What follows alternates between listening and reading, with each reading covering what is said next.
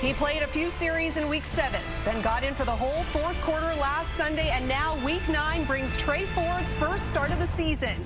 And much like last year, Ford making his debut with the Elks, still searching for their first win of the season, and a tough test right out of the gate on the road to face those 5-2 Saskatchewan Roughriders. As we say hello and welcome here to the CFL on TSN, I'm your host, Laura Dykin, joined alongside Jim Barker, Matt Dunnigan, as well as Milt Stiegel. So the much anticipated debut of the Niagara Falls, Ontario native goes tonight. We saw him in limited action last weekend. All he did was throw 3 touchdowns on 3 consecutive possessions, and now he is the guy tonight, Jim. This is exciting. Trey Ford making his first start of the year against Corey Mace at Mosaic Stadium. Be a bunch of people. Let me tell you something. If you have friends or family that are sitting at home watching the Olympics, tell them to flip to TSN 1 or 3. Because there's going to be a few. Yeah. Wow, was that amazing plays that are going to happen tonight. Yeah, I guarantee it. Saskatchewan knows who they're playing tonight. They've been watching video, been working on contain. They've been trying to do everything they possibly can to prepare themselves for this, for number 2, Trey Ford. And you can do all you want during practice, but until you face this kid and his athletic ability, you really don't know what you're getting into. But I guarantee it, Milt, he's going to make his offensive line better tonight. He's going to make that run game better. There's going to be explosive plays. It's going to be an explosive football game, and I'm just really anxious to see whether or not Saskatchewan's defense and Corey Mace can shut him down and contain this kid. Like I said yesterday, is he the best quarterback? Not even close. But in my opinion, he is the best athlete in this league. And there have been a lot of people, Elks fans and not Elk fans, who've been saying, I want to see this man get on the field. Well, we're going to see it tonight. We're going to see what Trey Ford, Dr. Trey, can do against one of the better defenses in the CFL. The Elks are 4-25 in their last 29 games. The only person to get a win, that would be Trey Ford. Dr. Trey. Yes. All right, well, the X is in town. The Queen City X in Regina. Long weekend across much of the country. Lots of ups and downs. A lot of downs for the Elks. See what you did there, Kickoff Laura. is next. Nice. All the clowns. Sit.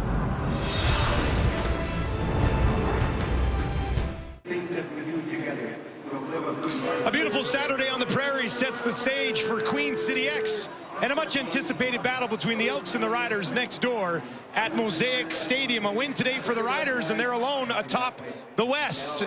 The Elks very desperate for a win, and they go back to a guy who showed some flashes last year and last week. Well, last year the Elks coaching staff waited till the Elks were 0-9 before they gave first-round Canadian draft pick Trey Ford a chance to play. In his second start, he led Edmonton to their first win.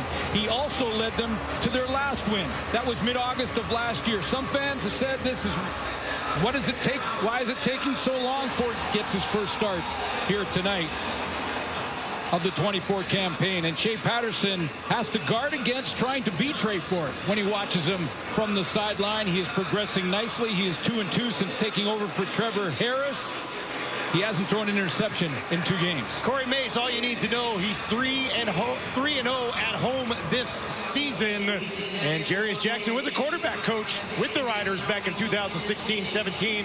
With the organization, they have lost 11 in a row, including the first meeting of the season in Week 1 between those 2 clubs. Trevor Harris leading a fourth quarter comeback in that game. The Riders scoring 21 in the fourth quarter to open up their season with a victory. They now sit at 5-2. The Edmonton Elks 0-7. They started last year 0-9, trying not to do the same again this year. BD will get us underway at Mosaic. Thank you very much for joining us here in Regina. Mario Alford, a little bobble to get started. Takes it at the 10, and now he's got some room. Here he goes. Look out, Mario Alford. The race is on to the 30, and this guy is out of here. Bye-bye, Super Mario. A house call to get us started, and the Riders open it with a bang.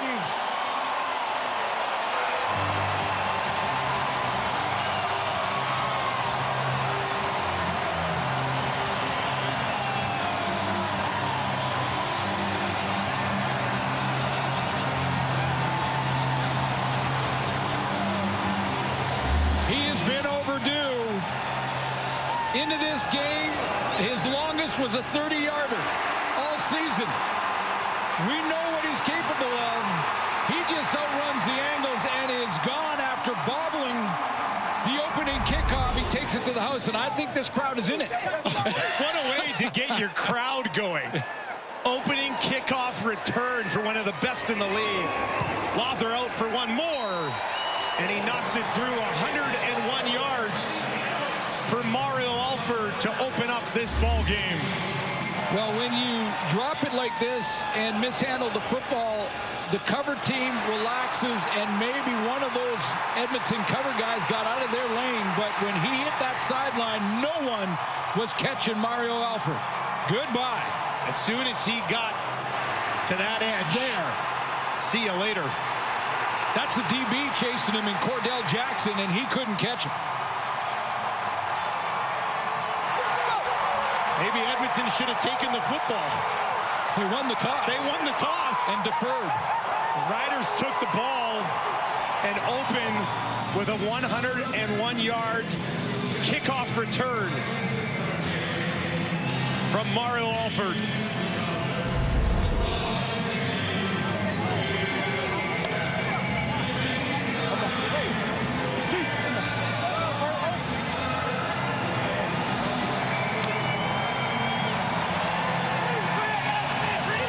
He's had 11.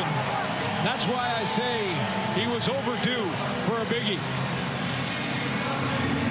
Wow, had a couple of, what a start. Decent return so far this year, but nothing like that. This will be taken at the 20 by Gavin Cobb, and Cobb will run it back out just beyond the 30. And we'll get a look at Trey Ford, who takes the field 35 seconds into this game, trailing by 7. There's his numbers throughout his career, just under 68%, 4-6. The 4 wins last year after starting, as the panel mentioned off the top. Elks starting 0-9. Taylor Cornelius was their starter.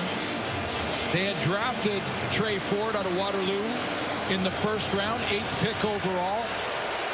He was on the bench until that 10th game, won in game 11.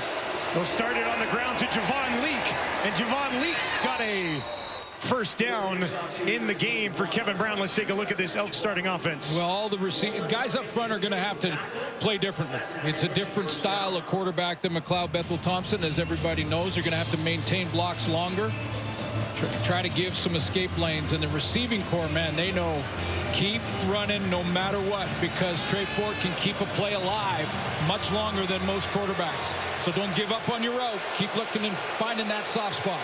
Early first down for the visitors. Ford back to Leak again. Found a little bit of space and takes it outside the 50 against this stingy Sask defense. Well, Micah Johnson, the veteran of 11 seasons, is playing game 150 and has 4 quarterback sacks, putting together a great 24 campaign. The Rider defense will probably have to spy Trey Ford in this game tonight. I suspect it will be C.J. Avery. And they have one change in the secondary. Deontay Williams out. Amari Henderson will play the corner. Riders defense allows less than 48 yards per game on the ground. If that continues, it'd be the best in the history of the league. Ford dumps it out into the flat to Leak again, and he's got another first down for Edmonton. In 20 plays last week, under 10 minutes of football, Trey Ford went 10 of 15, 121, and 3 touchdown drives. One more touchdown throw for Trey Ford in one game, and he would join elite company. We'll get to that later. But came on and put together 3 scoring drives after the offense had a net -5 in the third quarter. Fresh set here. Ford with some pressure coming, gets it away over the middle. Mayala's got it, and he takes it down to the Rider 45. Take a look at, in coming off the bench, Warren Moon threw 4 touchdowns coming off the bench. Jason Moss also 4 back in 01. And one more for Trey Ford, and he joined that group, but he's in a solid second place behind him. Yeah. Decent company. Very. 2nd and 1. And Dakota Prukop into the game, looking to pick up this first down. Prukop needs a yard. Pushes ahead. And looks like he did get there with that second effort. That should be a first down for Edmonton. Krukop has been very good in short yardage. He's 4 of 4 in plays like this on third down. Make it 5 of 5. No misses so far. This gives your head coach a little more confidence. Jarvis Jackson 0-2 as the interim head coach, taking over for Chris Jones. His team looking to respond after giving up that return touchdown to Alford on the opening kickoff of the ball game. Moving the ball well here. 3 options out to the left for Ford, 2 to the right, including Gino Lewis. Gets it away and misses his intended target. That was Gittens Jr., and it falls incomplete. A little off the mark. Gittens Jr. was wide open, and a little riding to side type play where they fake the handoff inside to Javon Leake. The option to give there, keep it and run outside for Ford, or throw it. Just miss the throw. Second and 10, a rowdy crowd here in Mosaic, trying to get behind their defense. Ford, pressure in his face, escapes out to the right on the run. He's going to keep it. He's got a first down, and he eventually steps out of bounds inside the 25, and that is where he can absolutely kill you. Well, this is the angles, and you know that Corey Mace has talked to his defense about the angles. And if you get up and you go too low, he's going to go around. If you get too high, he's going to cut inside. Watch Malik Carney off the edge to the left. He's going to get up high, goes too tight inside, and outside goes Trey Ford. He's going to stay high so that if he does escape, he escapes in the middle where his friends are. Mentioned Riders defense allowing about 48 yards per game on the ground. Edmonton has 43 on the ground here on their first drive. They'll stay there again. And that's Rankin who takes it up the middle, down inside the 20.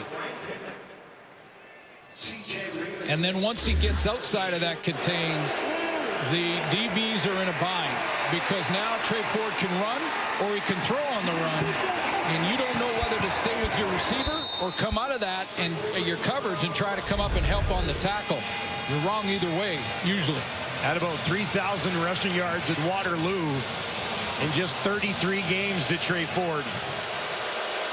2nd and 8. Looks to his left, throws that way, and that's behind the intended target. It was Dylan Mitchell, and that'll bring up a third down, and Boris Beatty will be called into work. Together a decent drive and get down into field goal range, and that ball again just a little off target. That's 2 throws that didn't look like he set his feet in the pocket. I'm sure our Hall of Fame quarterback back in the studio is watching that and see how his. I talked to Gino Lewis a couple weeks ago. He said his throwing from the pocket has improved tenfold throughout the practices over the last month. Beatty knocks it up and puts it home as the visitors get on the board, trailing the Riders 7-3 because of this. Super Mario Alford would not be caught all the way home for the major.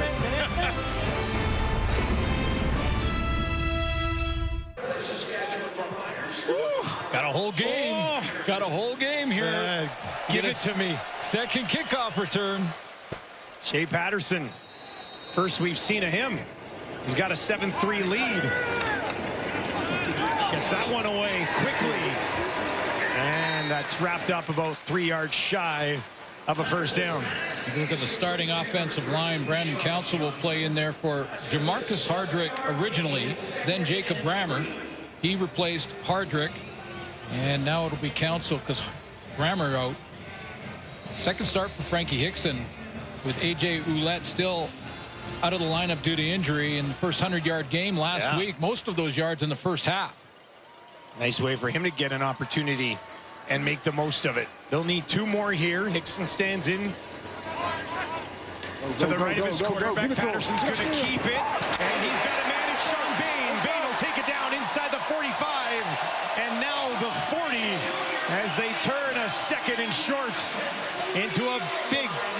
for Bain. Well, they've got two guys going across the formation. One is Keyshawn Johnson and one is Bain. He's the trailer. They go across, and both of them, one is there to get into the flat, a little bit deeper, about 5-6 yards down the field, and then Bain right across the line of scrimmage. Patterson sees Bain first. You hear the coaches down in the sideline in Saskatchewan say, give it to him, give it to him. And he did. Went for 22. This time they'll give it to Hickson. And Hickson works against this Edmonton defense. And that front four, Elliott Brown is quietly putting together a good 24 campaign. 3 sacks on the season for him. He's doing it very quietly. Nick Anderson had a big week last week. 9 defensive tackles, 3 tackles for losses. Also adds a quarterback sack to that total. And Devordrick Bynum will play on the corner for Marcus Lewis. He's out due to injury.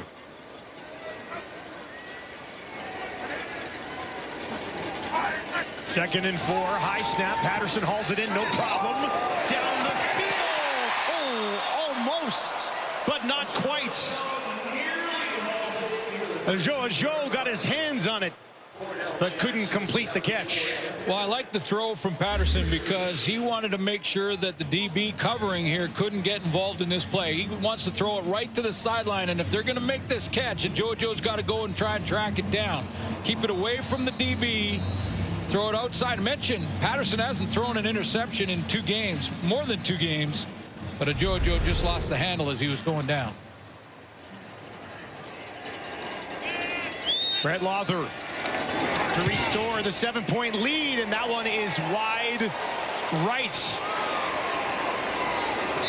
Cobb will take a knee in the end zone.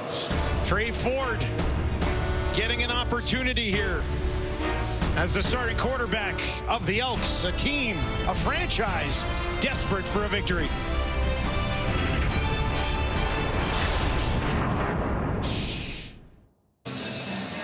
Welcome back to Mosaic. We mentioned off the top Trey Ford, the starting quarterback the last time the Elks won a game. That was right here at Mosaic Stadium, September 15th. Ford threw for 173, rushed for 70 yards.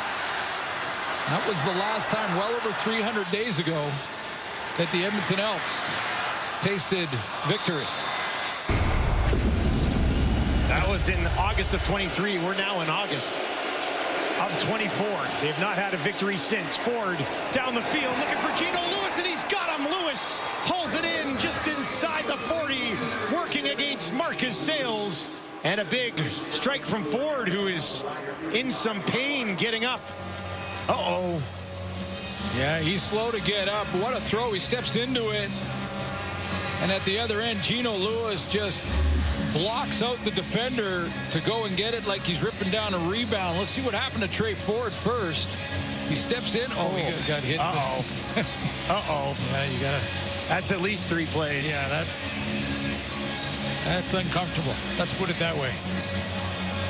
You see the block out. Marcus Sales just can't get around the big, thick body of Geno Lewis. Ford's going to have to take a second. McLeod Bethel Thompson looking to keep this drive moving in the right direction. Started on the ground. Leak up the middle for maybe a couple. Well, that's it. Ford's going to come right back into the ball game here. Well, he can because he went out on his own. Yeah. The training staff came out. He would have to wait 3 plays. McLeod Bethel Thompson will watch on as Trey Ford trots back out there in a 2nd and 8 situation on the Rider 33.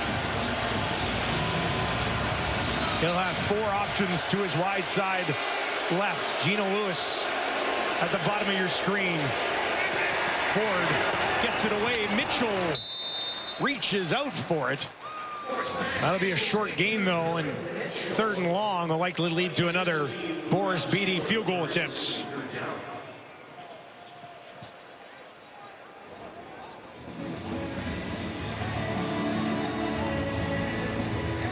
Ford has started the game 4 of 6 for 51 yards through the air. A couple of drives that stalled in this area.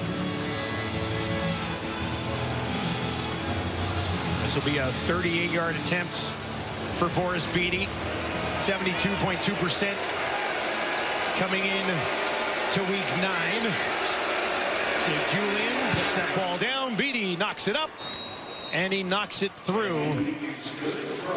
And we have a 2-point ball game here in the first quarter at Mosaic. Shea Patterson about to get the ball back for his Saskatchewan Roughriders, doing a good job in place of the veteran Trevor Harris.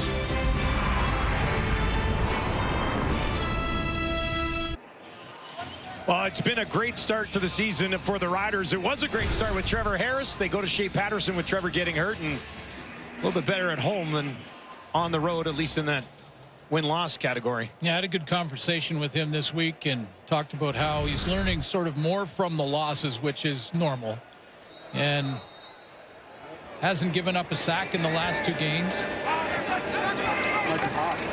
Patterson gets this one away, batted down neatly. That's a well-played ball by Kai Gray. Sometimes the defense wins, and Kai Gray, a nice play on the ball there. He's got a couple interceptions, one against Saskatchewan in week 1. And these 2 teams played. But, you know, when you're not giving up sacks, you're not throwing interceptions. And that's what Shea Patterson has been doing over the last couple of weeks. 1 win against Winnipeg, 1 loss against Montreal. That Montreal defense makes a lot of offenses second guess. Just 4 interceptions thrown by the Riders quarterbacks all season. Patterson feeling the pressure here. He can move too. He's on the run. He dumps it off behind Keyshawn Johnson. And that'll be a 2-and-out for the Riders offense. That surprised Keyshawn Johnson with Patterson so far to the sideline and so far outside. He just didn't think he was going to get the ball back in there. Gavin Cobb and Dylan Mitchell go back to return this punt. Javon Leake into the role of running back with Kevin Brown out. So we'll take him out of the return game and go with Cobb and Mitchell. Horshak lets it fly from the 30 in the direction of Cobb. Has to backpedal a bit. That bounces off of his helmet right there for the taking. Still loose. Bouncing around. Somebody hop on it. And now a dog pile just outside the Edmonton 10. Oh, the Elks end up hanging on after a mad scramble here.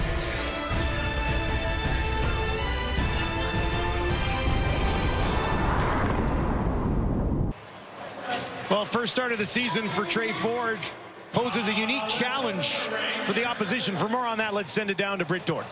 Yeah, Riders head coach Corey Mace was asked if Trey Ford is the most athletic quarterback he's ever seen. He said, well, I'm not going to knock on Flutie, but in my era of the CFL, yes, Trey Ford is the most athletic that I've seen. We actually talked to Gino Lewis a while ago about Trey Ford, and he said he's an amazing quarterback, but he's even better this year, and that comes from the help of McLeod Bethel Thompson. Ford said that as well, having the veteran MBT on his side.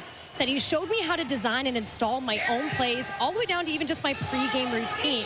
Now, the Riders defense, every member I talked to this week said this is going to pose a major challenge. He is so dynamic out there in suits. You talked to him about being patient, and he said that comes from my dad, my coaches growing up. They've helped me while I waited for the start again. Big opportunity, no doubt. They'll hand it off. That's Rankin pushing ahead. Recently signed out of Kent State. Got a chance to talk to his coach early in the season and how he was, you know, handling and learning from McLeod Bethel Thompson. And, you know, that is definitely happened throughout the year. And talking to Trey, Britt and I had a great chance to have that conversation with him with regards to preparation and how he visualizes now every play, walks around, and without anybody else, other teammates on the field, he visualizes each play and how he would check it down, just like he's doing right now. He never did that before. McLeod Bethel Thompson showed him the way. 2nd and 4. Ford way down the field, drops it in there on the far side, and now it's off to the races the other way. Kevin Jones, the former Rider, with a major strike, his first as a member of the Elks. And Edmonton goes on top. What a story for Tevin Jones. First start, and it comes against his former club, and he goes for 93. When you're visualizing as a player in any position, but certainly at the quarterback position, when you're visualizing, this is how you visualize the play unfolding. You drop back, you have good protection. You step up, you see your starting wide receiver out there in behind coverage, and you drop it right in his hands. You can't throw that football any better. Tevin Jones takes it to the house. Forrest Beatty for one more. And the Elks lead the Riders 13-8. 90 yards in the first quarter for Ford. Yeah, guy who's, he's got that game in the calendar. Hold it there, guys. Right at the bottom of your screen is Tevin Jones, who's going to run that double move, basically a wheel route down the sideline. He gets in behind Marcus Fields.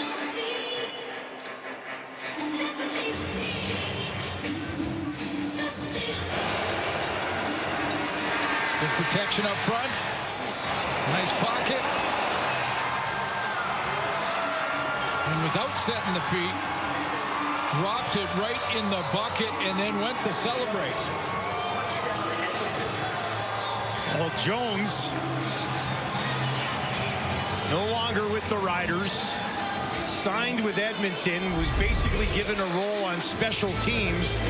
This is his first start because of the injury to Arkell Smith, who could not play this week.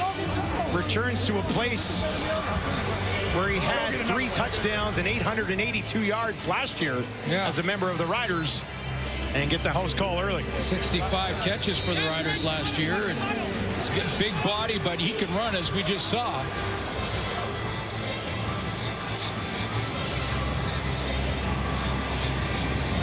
His longest was Saskatchewan, 69 yards. He'll kick it away from Alford. Thomas Bertrand Hudon on the return, and he's taken down just outside the Rider 35.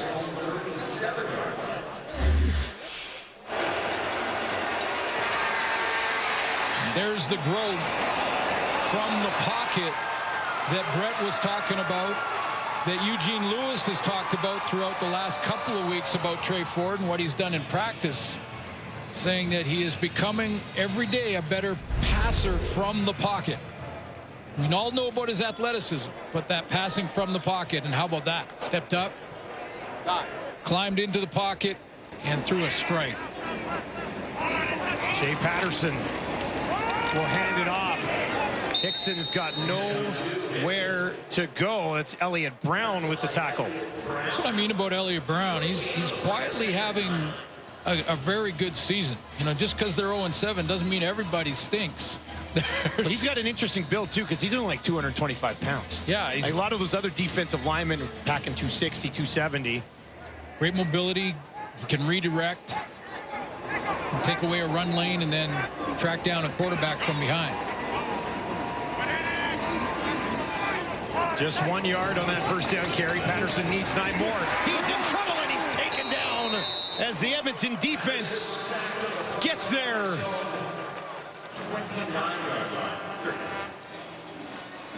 Boy, there was 3 different attack lanes, off the edge, and down the middle, and Shea Patterson had no escape lane. Oakman, wow, monster right up the middle. A whole bunch of old linemen picking themselves up there. 3rd and 18. They'll be forced to kick it away. Korshak hangs one up there. This will be taken by Leak, who is out there this time. And Leak just outside the 30 on the far side of the field. And that'll do it for the opening 15 minutes. Some fireworks on both sides of this ball game. Mario Alford returns the opening kick for a touchdown. Trey Ford settles in with a deep shot to Tevin Jones. Elks lead. Welcome back to Mosaic in Regina, where the Riders trail the Elks 13-8. And first impressions of Tre Ford here. What do you think? Well, if you look at the last 8 minutes of last game and then the first quarter of this game, Tre Ford has orchestrated 6 drives, 4 touchdowns, 2 field goals in this one here tonight. So in every drive that he's played this season, he's put a touchdown on the board in the last game and a half. Got to be happy with that. If you're Jarius Jackson. Well, and it just, and I know there's a whole bunch of fans in Edmonton right now going, why did it take so long? But that's all in the past. Hey, now, you can't do anything about that, yeah, right? Can't change any of that. Long way to go in this one, too, against a really good Riders club so far this season. Ford on the run, heaves another one deep down the field. That time, no. Herjimayala could not track it, and it flies over his head. He's all by himself. Herjimayala, he's got that whole short side of the field to himself, and let's see the route. Nice little stop and go, double move. That's the other thing that this receiving corps can do a lot more of, because they know they can get Tre Ford outside and get him some more time. Double moves take a little time to execute. You can do more of them when your quarterback is out of contain and open to either throw or run. 144 yards through the air for Ford. 23 more on the ground in the first quarter. 2nd and 10 is what he faces here. Just a 3-man rush. Ford with time goes over the middle. Mitchell cuts it back. Good effort. And Dylan Mitchell earns that first down, doesn't he? Well, 2 things here. First of all, from the pocket again, Ford recognizes the blitz and knows he has time, so he can be patient to let Dylan Mitchell come all the way across the formation. So he knows he's got 3-man pressure. Look at his patience. Stays in there. He knows he's got it blocked up, and he waits, because Dylan Mitchell came from the numbers, had to go all the way across the field, and then did a nice job to get to the marker. Another first down for Edmonton. Up to their own 44. Heavy collision there. Man, just shy of the 40. That was Javon Leake running into C.J. Avery. It was a good football play there. And because there was no gain, you give the slight edge to Avery with a nice fill. Stepping up and bringing it. Ooh. C.J. Avery, C.J. Revis, Jameer Thurman. It's a physical linebacking group. And they've had great starts to the season, all 3 of them. 2nd and 10 here. Ford in trouble, trying to escape, big swoop around. Now he's off to the races on the near side. Tre Ford goes a long way to pick up about 5 yards on that one. It will bring up 3rd down. I got tired just watching that up here in the booth. Well, just think about this defensive lineman and how tired they're going to be. I mean, they had pretty good angles initially, and then he just gave up about 15, 20 yards because he knew he could get around on that blind turn. And man, it puts you in a bind. Baldonado eventually got back to track him down.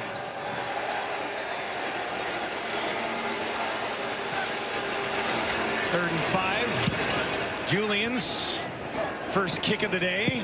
Bounces at the 15.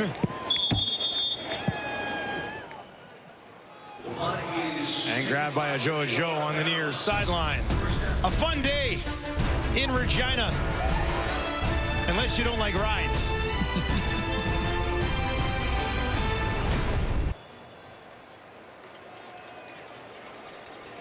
Excellent crowd here at Mosaic.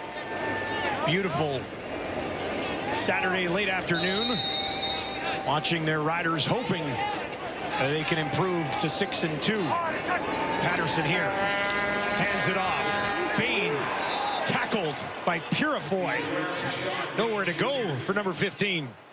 He's trying to attack the perimeter of the defense, but Purifoy had come down low from his safety spot. He was basically playing like an extra linebacker, so completely unblocked. he doesn't bite. Fights off that little push from Jojo and steps up, makes tackle. A loss of 2. It's his first tackle for a loss so far this season. Empty backfield this time for Patterson. Goes over the middle. Found his running back Hickson, who broke 1 tackle, pushes ahead, and takes it out just beyond the 25. It'll be about 3 more yards is what they need, and Korsak will have to come out and kick this away. Now, this is a guy that, as we mentioned off the top, that I think Frankie Hickson getting more involved in different ways. That there he is, just sitting down in that zone, but his running game was put the Saskatchewan Roughriders against Montreal's defense in the lead in the first half, and then disappeared in the second. And they went away from it. 3rd consecutive 2 and out for the Riders. Dylan Mitchell takes this punt and eventually ran out of room.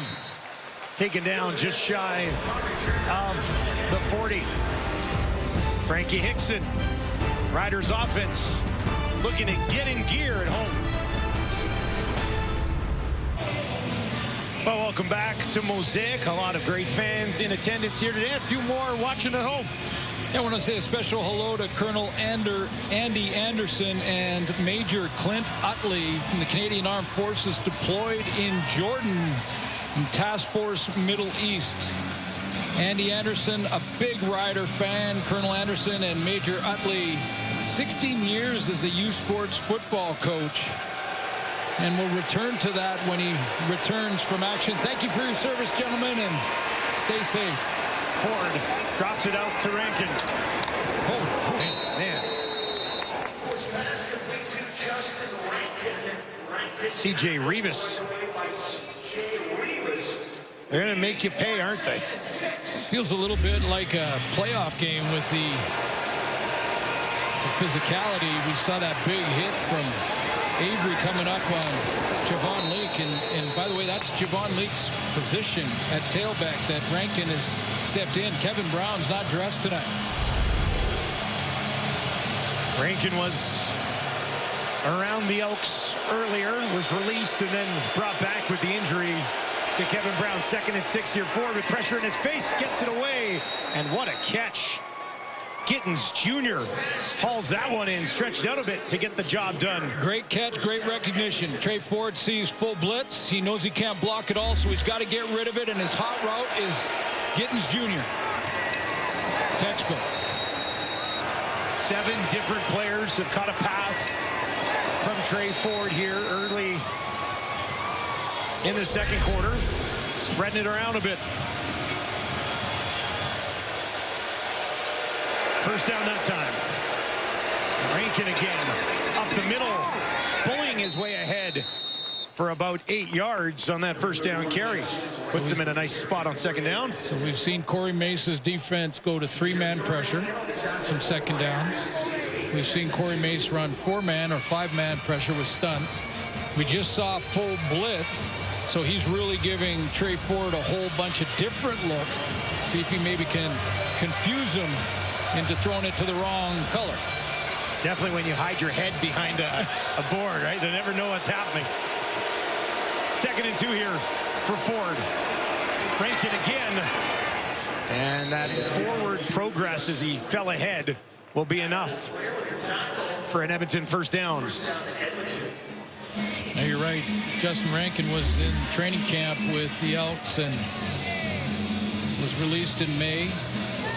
But you know, if you do get released as a young player coming up, stay in shape, stay ready. You never know. Getting the chance to play Javon Leake in the rotation. From the Rider 49. Leake this time. Javon Leake around Milligan and down the sideline. He'll take it just outside the Rider 30 as he finds some room on the far side of the field. As soon as Trey Ford gets in that run pass option, the RPO, and that's what this look gives you, is the RPO where he turns, stop it there. Now, what do you do as a defender? Do you take Ford? Do you take Javon Leak? Or are you covering down your receivers in the back end? That's the difficulty when you've got an athlete playing quarterback like Ford. A lot of teams run it, but if their quarterback is not real fast to the edge, it takes away one of the options. Fresh set of downs from the 31. Back into the hands of Leak again. Makes a couple of guys miss. Secures the ball and takes it down to the 15. So what do you do if you're the SAS defense? Stick with it, stay in your lanes, and most importantly from the D-line or linebackers, if you're rushing, stay together on the rush. If two guys or one guy gets too high and the other guy is slow and still at the line of scrimmage, that's where the escape lane is created. So go as a unit and collapse the pocket rather than go one-on-one and try and sort of beat your man and get up there on your own. That was Milligan. He got around again. That's not easy to do. Nice move from Leak. 1st and 10 here now. Ford just dumps it off to Rankin. Made the first man miss, taken down at the 15. Net yards so far in this ball game, 271 Edmonton, 36 for the Riders. Pretty lopsided affair midway through the second quarter. Still just a 5-point game. Big return if you're just joining us from Mario Alford on the opening kickoff for Saskatchewan. Offensively, they really haven't generated much since. 2nd and 8 for Ford. Big play here for the Saskatchewan D. Ford from the pocket. Now dumps it off to his running back. Rankin trying to push ahead. And he's going to be stopped about a yard shy of a first down. Decision time, and Jarius Jackson's running down to the... He's saying field goal. They're going to go field goal.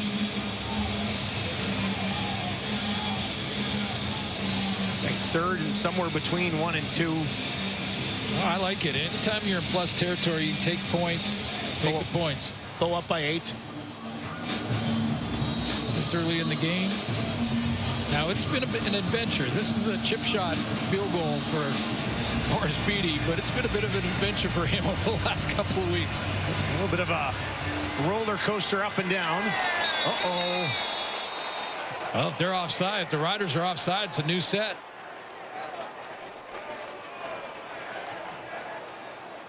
Looks like they were.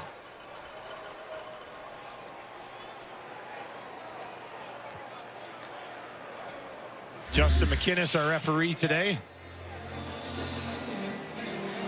Oh, it was. Oh, boy. That's C.J. Rivas? Yeah, it was. Offside, Saskatchewan, defensive line. Half the distance to the goal, first down. I said defensive line because they all kind of moved forward when C.J. Rivas got into the neutral zone. Well, it looks like you're going to get off the field, hold them to a field goal, and now the ball sits at the Rider 4. Big penalty. C.J. Reeves is having a big year. I expect him to make a big play, maybe right here. They go in his zone. It's not the mistake. It's what you do the very next down that matters. 10th play of the drive for the Elks. Javon Leak in the game at running back, in behind Trey Ford. They'll give it to him. Leak right up the middle, untouched, and he's in. Touchdown, Edmonton. Javon Leak, his first as a member of the Elks. 4-point penalty.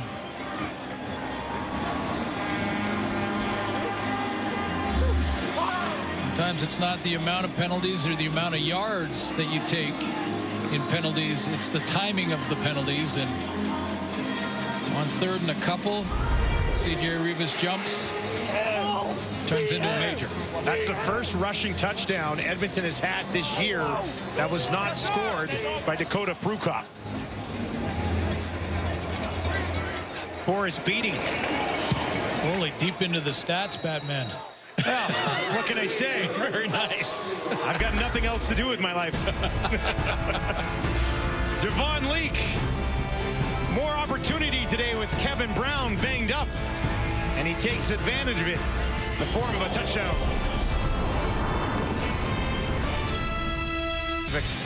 Playoff game in Edmonton on Sunday as well. Looks like a different team, doesn't it? I mean, statistically alone here in the first half, they've rushed for almost 100 yards against the best rush defense in the league. Coming into this game, Edmonton was the least effective running offense in the league. Udonis take this over top of his head, brings it back out, and is upended just outside the 15. Let's send it down to Britt Dort for a little bit of information on a couple injured guys having an impact in the community. Britt?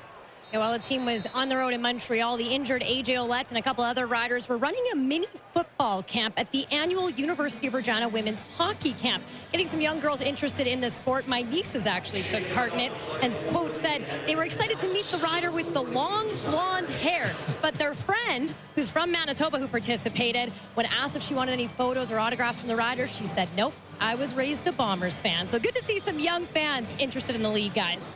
If there's one thing I love, it's a good rivalry between kids. That's great. A.J. Ouellette, Keon Schaefer-Baker.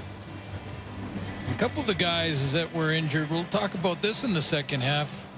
A couple other things they got involved with before the game. Yeah, tonight. more on that. Yeah, that'll be fun. A little teaser. Coming up. It'll be fun in the third quarter. This is Josiah Shackle, who's down for Edmonton. Part of that hit and a deep kick that I think if Frankie Hickson involved again, I think when you're up against this Edmonton defense that's young and you know has given up some rush yards, come in giving up almost 100 yards a game along the ground, and Frankie Hickson had that success in the first half against Montreal. It just makes sense to sort of get him established, or at least try to against this Edmonton D, and then get Shea Patterson into second and manageable or second and short. Yeah, they just haven't been able to run many plays in the first half. Like Patterson's thrown 6 passes, Hickson's got two carries, and Sean Bain has 1. So haven't had the ball much. Edmonton's offense has been on the field a lot. Look at that first down. It's 13-1 in favor of the visitors. Patterson will try to ignite things here. Fakes the handoff. Looks down the field. Near side defender falls. And it's hauled in neatly there by Emilus. Yeah, that's a nice route, first of all, from Sam Emilus, who become #1 target for Shea Patterson. See, he stems up into the middle off the line of scrimmage. Instead of running straight at the DB, he stems inside a little bit, gets him thinking of an inside route, and then breaks to the sideline. First target of the day for Emilus. Leads this team in targets, catches, and receiving yards. This time they'll hand it off to Hickson. Trying to stretch him out a little bit. And a pretty decent pickup on first down for Frankie Hickson. Yeah, that's what I mean. That's a great run right there. That's a great first down play. It allows your offensive line to lean on that front hand, get down the field, make a block, go hit somebody. Joe comes out. He gets the lead block on Nick Anderson. And nice success on first down. Mark Mueller, the offensive coordinator. I don't think he was listening, but he went right to Hickson. Get him going. I mean, that's just common sense, really, with what he did last week for you. 2nd and 3. Patterson dumps it out, turned upfield. Keyshawn Johnson's got a first down for the Riders. And getting a chance to play, only targeted 14 times, but a couple injuries. We showed you Schaefer-Baker and not dressing. Keyshawn Johnson gets a chance to play out of Fresno State. A couple of big-time receivers played at Fresno State. Devontae Adams, I believe he's still with the Raiders. Over 10,000 yards receiving. Keyshawn Johnson actually has more receiving yards at Fresno State than anyone. 1st and 10. Patterson look down the field. Now he's pressured, high steps away, buys himself a little bit of time, and now he's going to keep it for a slide just outside the 50. Using his legs to get something out of nothing as we Head inside. 3 minutes. At halftime, I'm going to sneak over there. Haven't told you, Suit. You're coming with. Get some donuts. I feel like we have a lot to talk about at halftime. What? Who are these Elks? We've seen a couple of straight fire plays in the first half. Speaking of which, that segment will be back at the half as we highlight some of the top plays from the world of football. Let's get you back now to Regina. Lots to discuss coming out of the first half of this football game for the panel.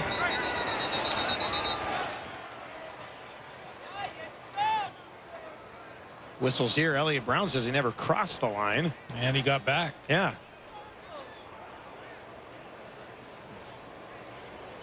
Well, they hadn't blown in the play yet. Overzealous.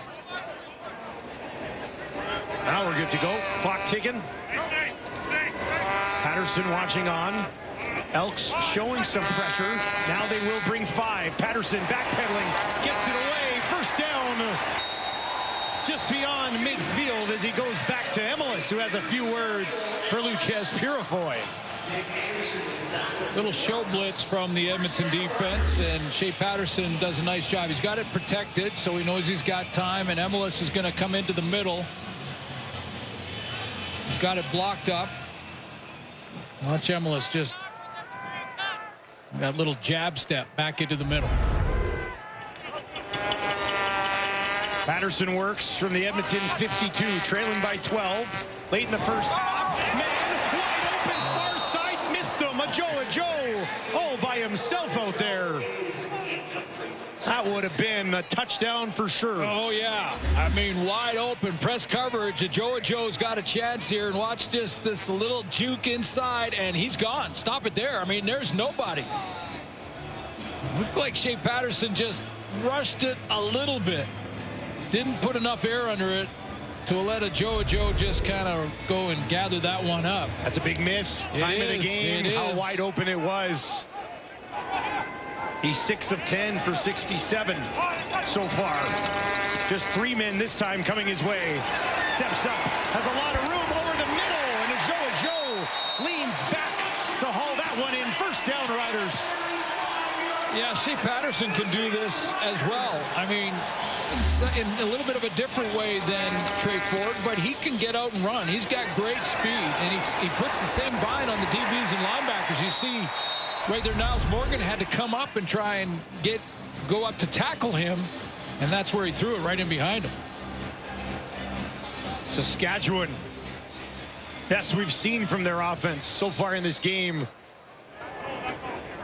Late here in the half.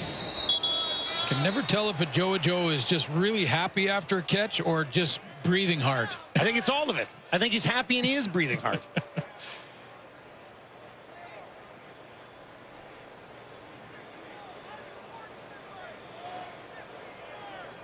Okay, the officials coming together here for a discussion. I believe involves Oakman. There's the flag. They'll throw something here. Oakman watching on. Did he say something, or? Well, told he might have grabbed the ball at the line of scrimmage, but Justin McInnes will hopefully have an answer for us here right away. There he is there. We have a 10-yard misconduct penalty against Edmonton, number 91. First down. Oh. Oakman went and kicked the ball after they placed it. Yeah, not going to be allowed to do that. No. Really delay a game. Moves the ball up to the Edmonton 21.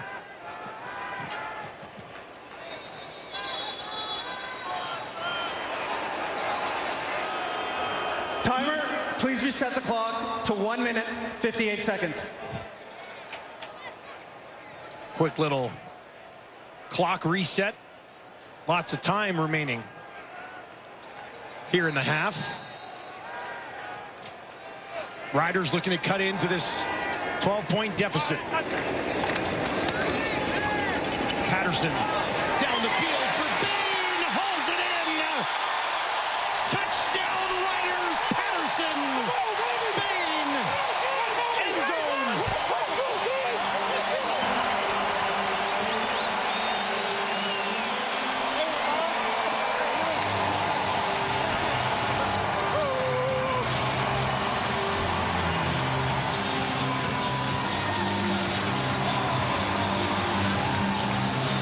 Great patience by Shea Patterson on this one to negotiate the pocket and wait for his receiver to clear. A little bit of a play action fake that gives him some time. Rolls a half roll to his right. Did he get his foot in bounds? Was he cross the plane? The ball has to cross the plane of the goal line.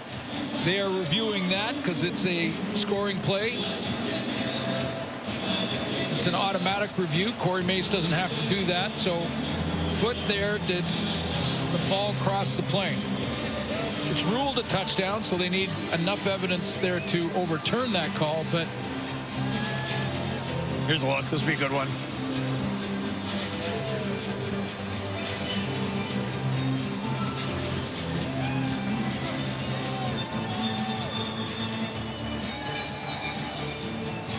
Looked like his toe was out right on the white right there. yeah, and was the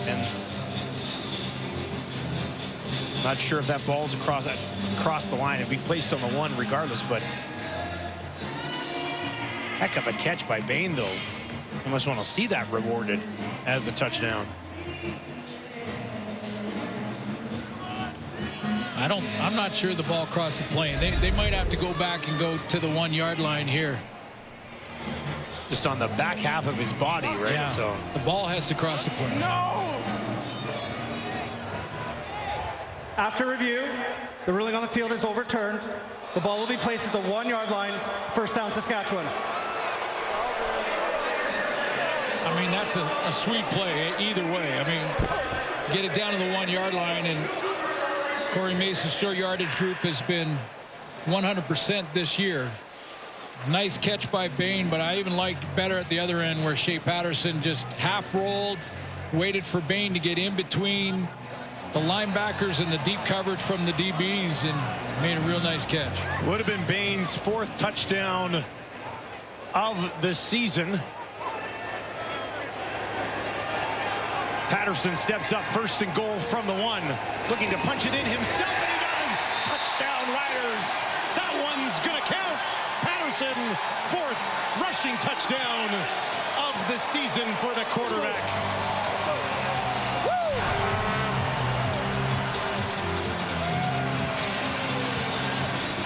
Well, there's a lot to unfold in this drive for Shea Patterson. A lot of good.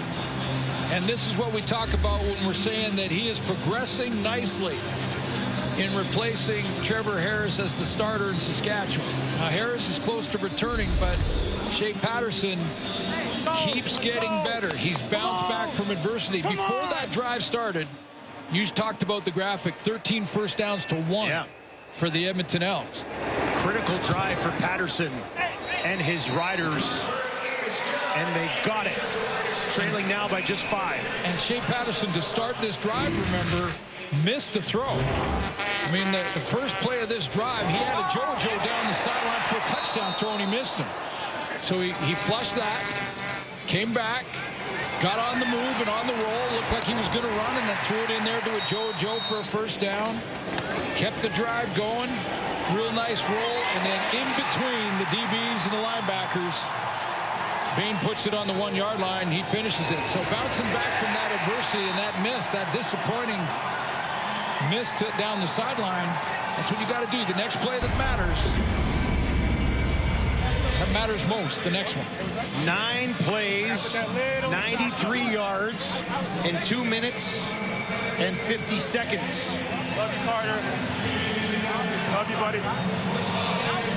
Talking to his new baby back at home. It's a good drive. Timely. Patterson is now 8 of 12 for 108. Author kicks it away. Gavin Cobb takes it cleanly. Cobb works his way out, gets popped just shy of the 35. And Javon Leake down on the field.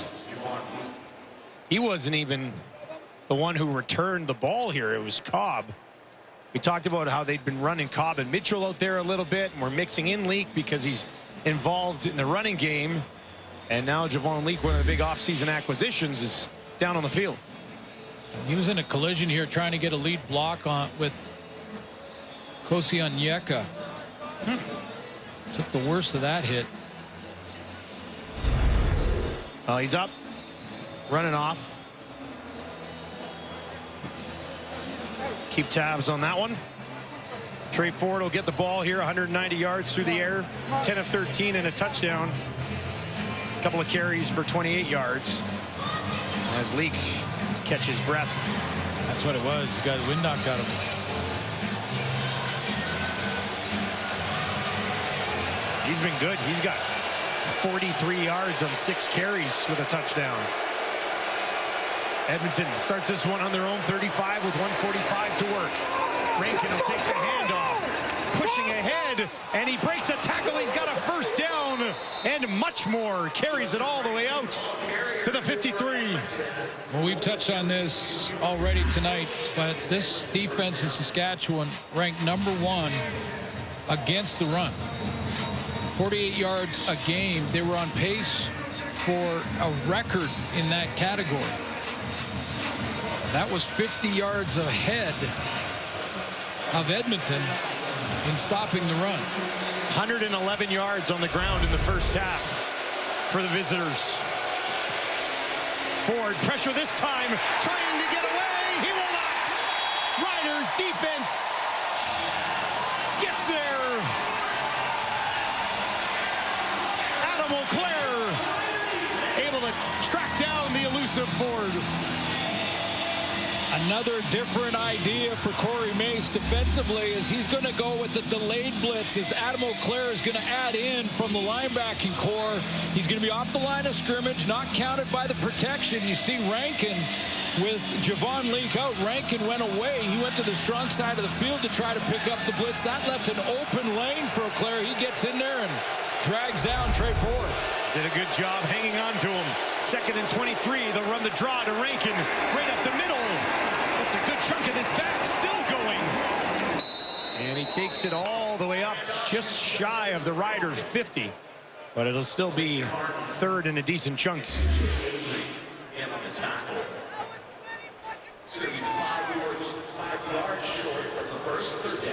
Yeah, I'm not sure what Darius Jackson is considering here. I mean, you're 3rd and 6. A little bit of a delay there, wasn't there? Yeah. Like an automatic spot to kick it away with a lead late in the first half. You got the lead on the road in hostile territory. Almost halftime. One gamble there, and then if you don't make it, you've given Saskatchewan, who just came off a touchdown drive, time to go in and put another one in before the half. Well, depending on the field position that Mario Alford can give you, they still might have enough time. Yeah, that's true. That's true. With him back there, you never know. Julian hangs it up there. Alford will wait. Takes it at the 3. Alford picks his way back up just short of the 15. Don't go anywhere at the half. Good discussion coming up on both sides of this football game so far. Special teams, offense, defense, they'll have it all for you at the half. You've got the numbers too, but 10 of 13, 190 for Ford and a touchdown. Shea Patterson, nice drive there to answer and pull closer. 8 of 12, 108 yards. Thought he had a touchdown throw, but they put it on the 1-yard line and he went in. Touchdown run. Edmonton averaging 24.9 points per game this season. They've hung 20 on the Riders here in the first half. Hickson, nice cut. Frankie Hickson. How's that for a solid push late in the half? Takes it all the way outside the 35 with 20 seconds on the clock. Yeah, got a chance here to run at least 2, maybe 3 plays, and you could go quick out. Get about 10, 15, take one more, and then maybe a field goal. Patterson from the pocket over the middle. Caught and quickly down at the 40 with 13 seconds on the clock. That's Emelis heads-up play. Save as much time as he can. Well, now you run the go route, take a shot, maybe get a PI call or a catch, and then you kick a field goal if you have any time left. A little bit of a breeze. Not much, though. Circling around a little bit.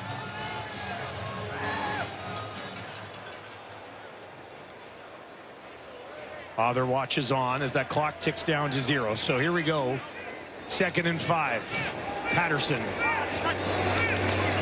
just hands it off.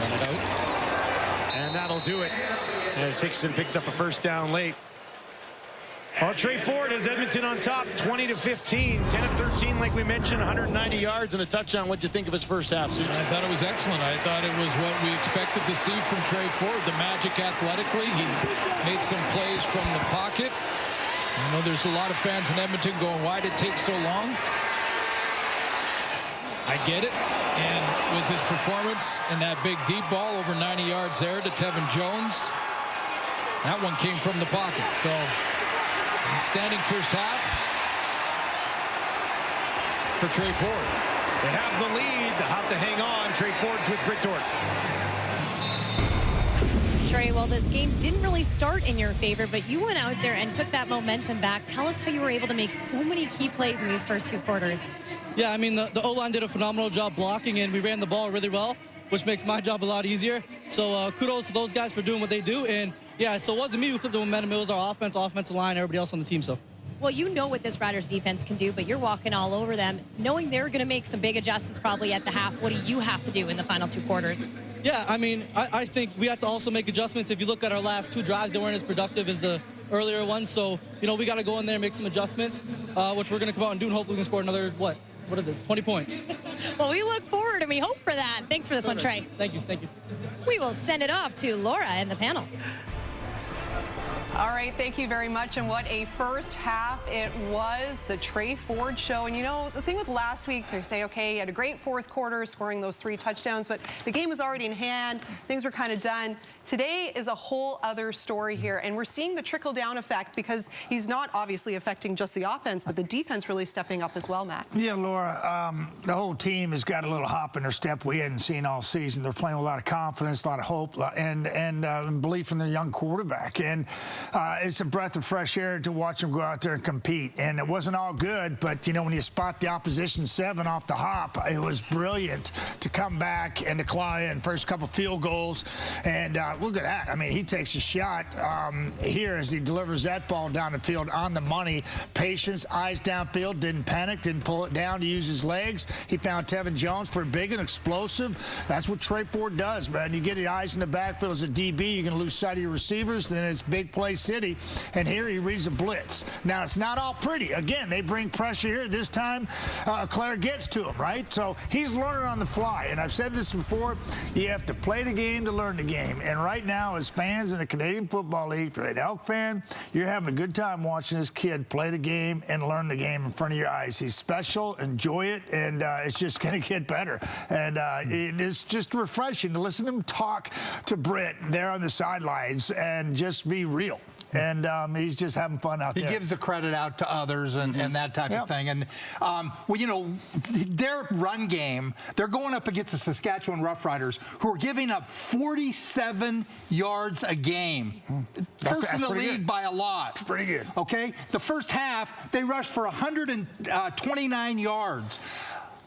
Glenn talked a little about how having a quarterback like that, here you're going to see Micah Johnson, a quarterback that can move around, takes your eyes off of where it should be. He plays high to be able to peek into the backfield. Here, Adam O'Clair, he's going to keep his eyes in the backfield too long. He's supposed to scrape off tackle and make that play. And now down by the goal line, Jameer Thurman. Again, stay inside so you can see. You better know where that quarterback who's running around is. And before he can adjust, Javon Leake is into the end zone. So it is affecting how they're running the ball, which gives our offensive line a lift. They pass protect better because he's back there. Yep. And these Elks, they really came out and snatched the momentum from the Roughriders. The Roughriders came out and jumped on them with the kickoff return from Alford, but then the Elks took it from them. But it was good that those Roughriders got that touchdown drive, because otherwise they went to this halftime with no momentum. And you think about this opening drive, this drive right here. Shea Patterson missed the open a Joe, but they came back and they got it together. This is a sign of a team that's going to be a championship team one day. They were able to overcome that missed touchdown, and they came back and scored, and that was big because we know in this second half they're going to come out and have to do the same thing because Trey Ford talked about it. He told Britt, we're going to come out, we're going to score 20 points. He didn't say it in a confident way or whatever, but he said we're going to come out and score, so Shea Patterson, they better come out and match him. So it was good for them to get that touchdown. They got the momentum. They hopefully can get the crowd back behind them because they need to score some more points. Because remember what happened last week for the Riders, right? They had that great first half against Montreal and then were outscored 17-0 in that second half. Definitely do not want a repeat performance of that, but it was a great opening half. Who are these Elks? Speaking of which, we've got a little straight fire coming up. We got a lot of straight fire plays. It'll be good stuff. Get it?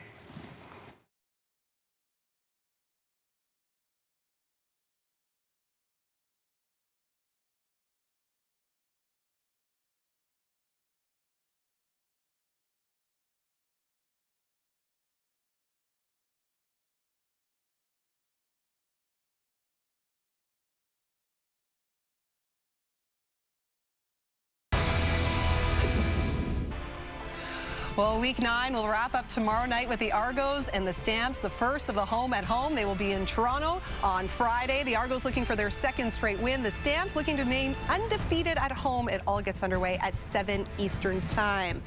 Well, it is time now for our favorite segment, quickly becoming our favorite segment, Straight Fire, where we celebrate some of the best plays from the wonderful world of football here on the CFL on TSN. And Matt, you're kicking things off for us. Let's go. Canadian Senior Flag Football National Championships in Kamloops. Alberta quarterback Arthur Duran, Hail Mary to Bryce Hickson. He rises above for the game winner.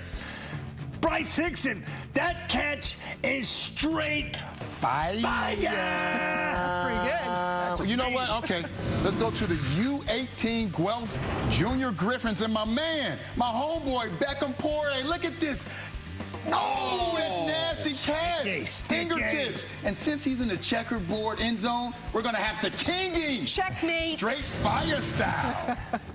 Now we're at the under-16 Waterloo Warriors against Peel in the semifinals. Punt return, Turner's Caleb Scouting, known throughout the world as Scooter, scoots 82 yards through a Peel defender to lead them into Sunday night's championship game. Now that is straight fire! Women's flag football now at Mosaic Stadium. Caitlin Gebhardt just putting it all on that one. Caitlin's team would win this game. And don't forget, flag football is part of the Summer Olympics and the LA Games in 2028. So perhaps we'll see Caitlin and company representing Canada there. If you are interested in being part of this segment, you can email our fearless leader, our producer, Jamie Rydell. But we want just football plays. We love the soccer plays and baseball, but this is, you know, we're talking football here. And we didn't need to send in this play because, yes, we got a straight fire play right off the hop of this football game with Super Mario. We don't have rights to the music, unfortunately, so we had to do our best. We were thinking the four of us would maybe sing it, but that wouldn't really do it justice for Mr. Super Mario Alford here. To the house. Where's Luigi, baby? Where's Luigi? Luigi's in the crowd. Yoshi, I love the hat as well. Unfortunately for the Riders, they kind of got a little shell-shocked after that, but they did give us a straight fire play. And again, if you are interested, you could be featured in this segment moving forward. Good thing we all didn't lose our voices trying to yell here, but we could be in store for a very entertaining second half in Regina. Can the Elks get their first win of the season? Will the Riders stay undefeated at home? Elks by 5. I think Kermit is a big fan of things so far. That guy's creepy. Patrick Mahomes? Oh, that was me. Kermit's big.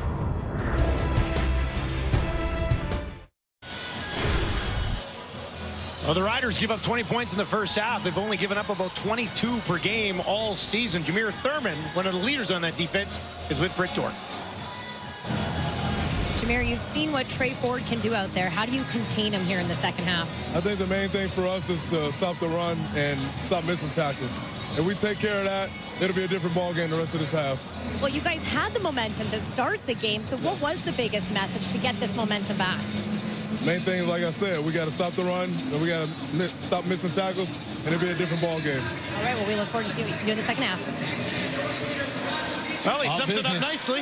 Yeah, all business. Gave up over 100 yards rushing, and, you know, Ford's play or just being back there was a factor in that run game for Edmonton. So remember we were here for the Toronto game, and he said this is going to come down to turnovers, and then caused the turnover. Yeah, the big one. Take Jameer Thurman's word when he says it. So run defense is their priority, and that's what they talked about at halftime. Dylan Mitchell, Gavin Cobb go back to return this kick. If it gets taken back, somebody's going to win $1 million. Mario Alford already has one in the books. Lothar will get us started in 2015 as we begin quarter number 3. Dylan Mitchell. Mitchell picks his way through, and he'll be taken down right around that Edmonton 40. Trey Ford also had the big one in the first half to Tevin Jones, and this was the 4th longest play in CFL history by a Canadian quarterback. Well thrown ball too, wasn't it? Dropped it right in there. Very well thrown ball. Russ Jackson, number 1 on that list, and also number 3. And Nathan Rourke. Good luck with Nathan down in Atlanta. Just signed there.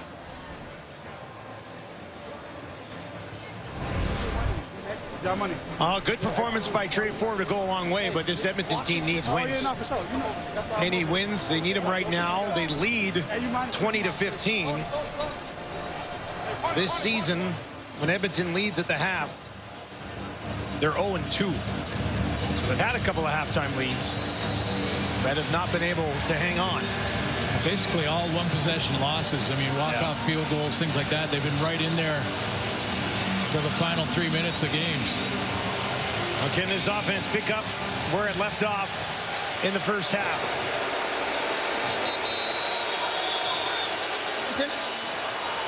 Timeout, Edmonton. Jarius Jackson didn't have a full complement on the field. And who's coming out? That's a really lonely run. And it might not have even been his fault. Timer, please reset the clock to 14:34. 14:34. I think there was Tanner Green that came out late. Well, now Tevin Jones is coming off. Dylan Mitchell's upset. Or Umayala's going to come on. This is the beginning of the third quarter. I don't know how you wouldn't have these ducks in a row to start the second half. And have to burn a timeout. Sloppy. Nobody looks like they know what's going on out there offensively right now. And now they're going to take a time count violation. Edmonton, number 2. What a disaster. Penalty. It'll remain first down. To start this half for Edmonton's offense. You take a timeout, then you still can't get the ball snapped in time. You can read lips. Jarius Jackson is yelling 5R, 5R, meaning a 5 receiver pack. Saw Tanner Green out there in that last formation, so.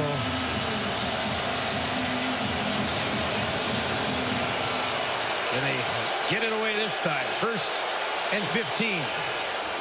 Ford dumps it off. Mayala near side, upended heavily. Roland Milligan making an impact. Well, you look at his stat line, and it's pretty impressive. Leads his team in interceptions. 9 knockdowns, which is on pace for a CFL record. And if you're going to get, as Jameer Thurman told us coming out at half, make some tackles, don't miss tackles, stop the run, stop these little short plays, extended run, just to dump it like that. Get Roland Milligan to get things started for you. 2nd and 9 from their own 42. Ford out of the pocket, gets it away. That's complete. But not enough forward progress for the first down as he goes to his running back, Javon Leake. Just the way that first drive started for the Elks, maybe a punt is a good thing. Just Kick it away. Kick it away. Get your defense out there. Go over on the sideline. Get to the bench. Get the offense together and get lined up. Get it figured out.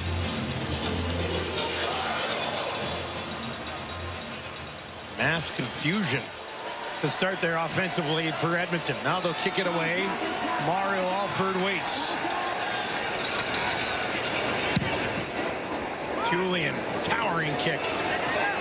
Alford takes it at the 1. Mario Alford takes it back far sideline, just past the 15.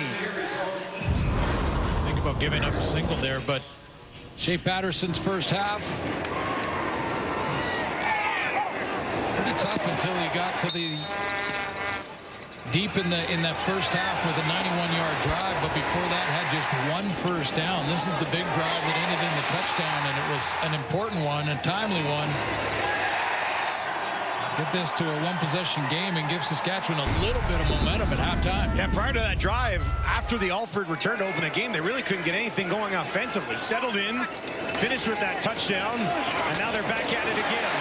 Hickson, he's had a couple of those runs in this game, hasn't he?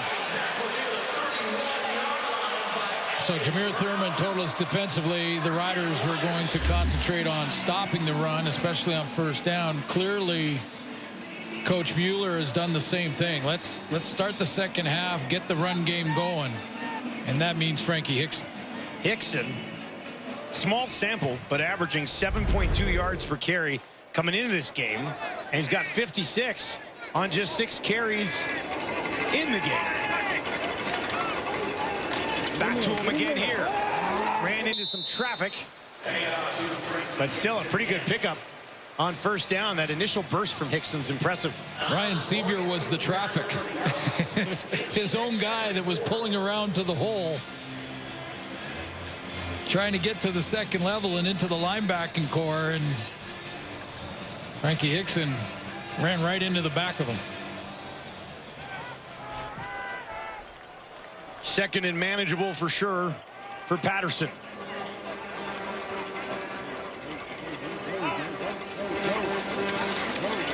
In the pocket, now down the field, up for grabs, far side, incomplete. Cordell Jackson had a crack at it as he defended against the Joe. You know, Cordell Jackson had the help of his sideline. This play is going to go right along the sideline for Edmonton here. And as he picks him up, he gets the ball call and is able to flip his eyes and his hips to turn inside the way he did like that. He got the ball call. I could hear it from up here, from his sideline, saying the ball's in the air, ball, ball, ball. And he turned around and was able to play that.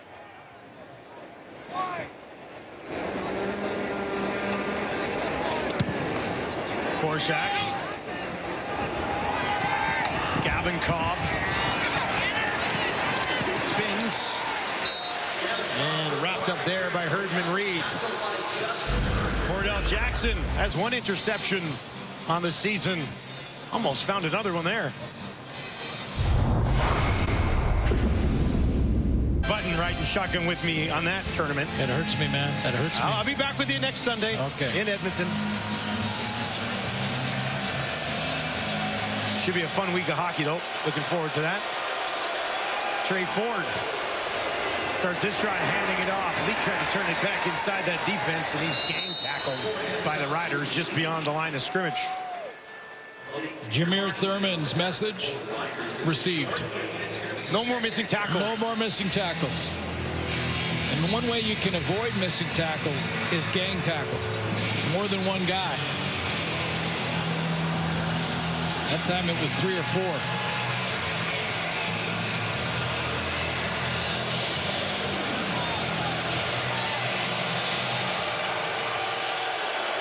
Second and 9 for Ford in this offense. 3 options to his left. That's where he looks first. That's where he throws near side. Drops it in there nicely. Well thrown ball into the waiting arms of Tevin Jones for an Edmonton first down.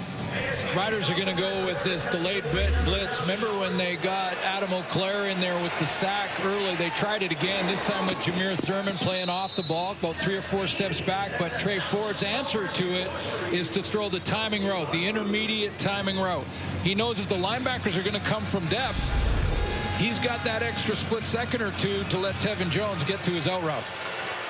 Ford now over 200 yards on the game. Tevin Jones at 104 on 2 catches. Ford on the run this time, right up the middle. Slides and avoids any serious damage with Thurman and Malik Carney right there. Got to know when to pick your spots, don't you? No, I think that's wise for every quarterback in the league. Yeah, no matter who you are. It doesn't matter who you are, whether you're a runner or not. You got those big boys tracking you down in the open field. Get down. Got 3 yards on the mini scramble. Got to have 7 more.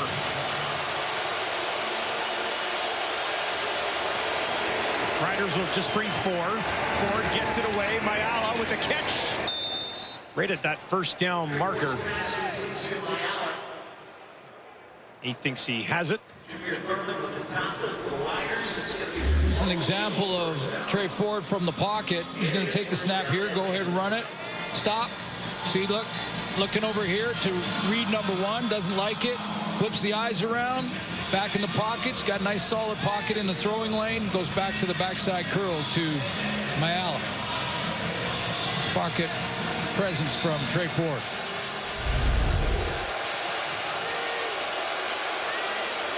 Creeping up towards midfield. Ford, a ton of time. Way down the field, looking for Geno Lewis. Intercepted. Roland Milligan, who else? His 5th of the season. An absolute ball hawk. Ford looking for Lewis. Heavily covered. And Milligan is there to take it away for the Riders.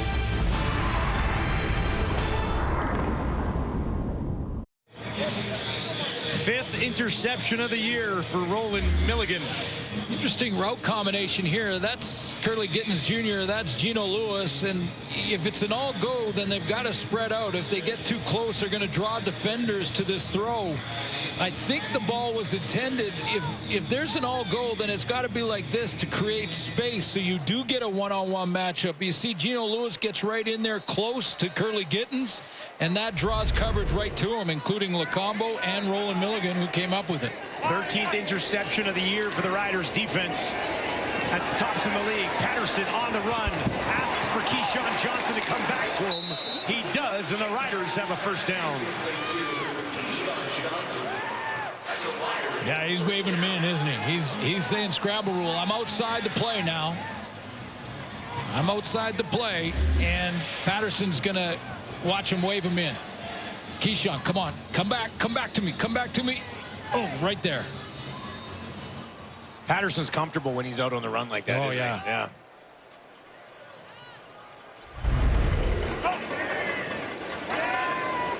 Up to the Rider 28. Back on the ground for Hickson. Has some blocking, but it just didn't open anything up. As a tackle made there by Noah Taylor.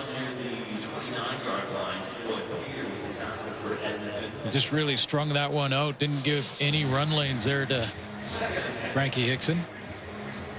Put Shea Patterson in second and long. Patterson 10 of 15 so far in this game.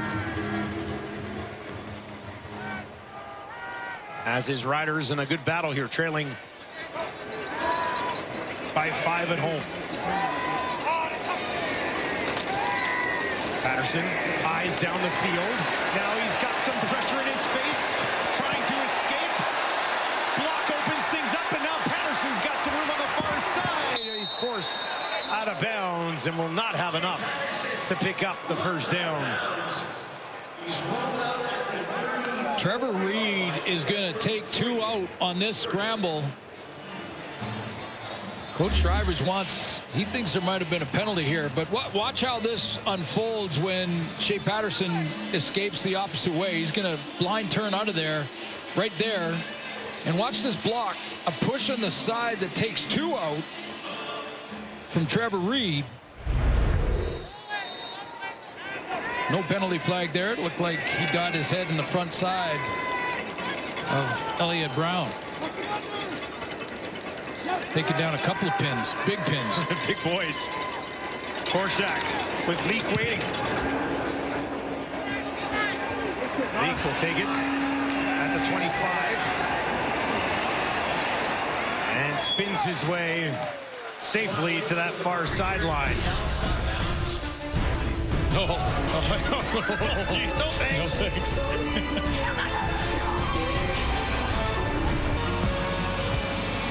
Roland Milligan taking one away from Trey Ford. Welcome to the club, Trey. Milligan's been taking him away from everybody. What a season that guy's having. 1st and 10 for the Elks. Burst right up the middle. Leak might have a first down for Edmonton. Nice patience. Real nice patience for Javon Leak. Starting tailback tonight, no Kevin Brown. If you're just joining us, he's not dressed. Justin Rankin has got a few reps, but just that one little hesitation hop, eh? And then, oh, there's a hole. Boom. See you later.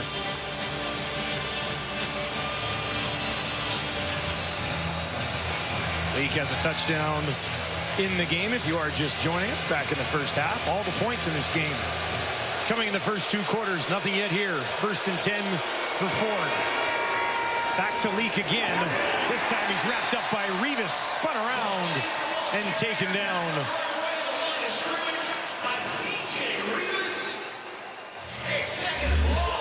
haven't seen any missed tackles since Jameer Thurman declared there wouldn't be. Saw Javon Leak on a good 10-yard run on that last play, but it wasn't because of missed tackles. Just a couple on the ground there for Leak. And now a 2nd and 8. This is as loud as I've heard the stadium this year, I think. Oh, for sure. 3-man pressure. Ford still feels it. Got it away to Gino Lewis trying to spin ahead. Great tackling there. He stopped at the 52-yard shy of an Edmonton first down. At the 50-yard line by C.J. Avery. Short of the first. It's going to be third. Great tackling. You know, it wasn't just what Jameer Thurman said to Brett at halftime. It was how he said it. The way he said it. Yeah. Like business-like as he could be. Just straight frown. We've got to tackle better. And they have done exactly that so far this third quarter.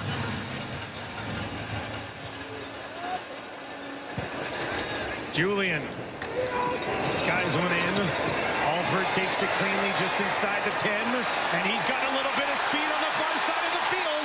Super Mario hopping his way out to the 50 and eventually forced out of bounds at midfield. Took back a kick return earlier. Thought he might do it with the punt right there as well.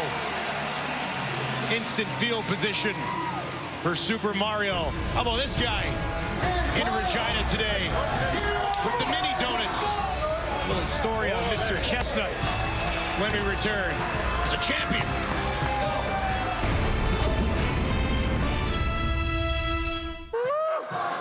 Hey, but he going down today. This round of green right here, I'm coming for him. I'm coming. Only if you hit me am I going down. Calling out Joey Chestnut. I don't like your odds. Let's find out what he's doing in town and send it down to Britt Dorn.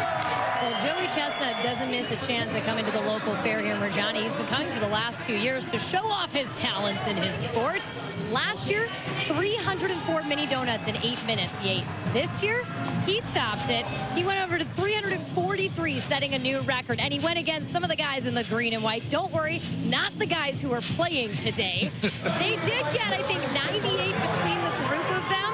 So they did do pretty well. I asked Marcus Hardrick about it. He told me one word: embarrassing. Shove him in there, brother! So impressive, but so disgusting. So all of the riders that did it on the injured list got to 98. Joey Chestnut, 343. Oh, man. Like, how many of those mini donuts do you think you could eat in 8 minutes? 3? How about you? I don't know. Like, I don't know. We were talking about this before the game. I'm thinking, like, hey, take down 6, 7 a minute, 8 minutes. Like, I don't. But if the 3 players only did 98, maybe like 20. I don't know. Maybe only 20. Well, I could do 30. We're coming up on a quarter break. I could do 30. We got 3 minutes to the end of the quarter. Let me load up a plate for you. See what you can pull off. See what you can do. Here's Patterson down the field. Keyshawn Johnson's got it. Well thrown ball from Patterson too. Found Johnson in a hole in that defense. Yeah, he had to thread the needle to get it there. Real nice route here from Keyshawn Johnson, and he's got coverage. But Patterson puts it right where he has to. And I like that Johnson here doesn't show his hands. He doesn't show his cards until the ball's about to arrive. So he keeps his hands down and keeps running. And then as the ball's arriving, that's when he flashes his hands up and pulls it down. Doesn't give the DB a hint that the ball's on its way. 26 yards to Johnson. And the Riders are in business here from the Edmonton 29. Back to Hickson. Hickson spins ahead, but wrapped up and taken down by Romeo McKnight. So Mario Alford has contributed with 7 points off the opening kickoff, one of the fastest in Rider history. And he also is contributing 2 points in this drive. Depending on what happens in this play, could be another 7 or at least 3. Unless the Elks have a turnover in mind. Well, Patterson looked after the ball relatively well. 3 options to his right. That's where he's going to throw. He's looking to the end zone. Joe goes up and he's got it. Unreal stuff from Joe. And the Riders go on top. Touchdown, Saskatchewan.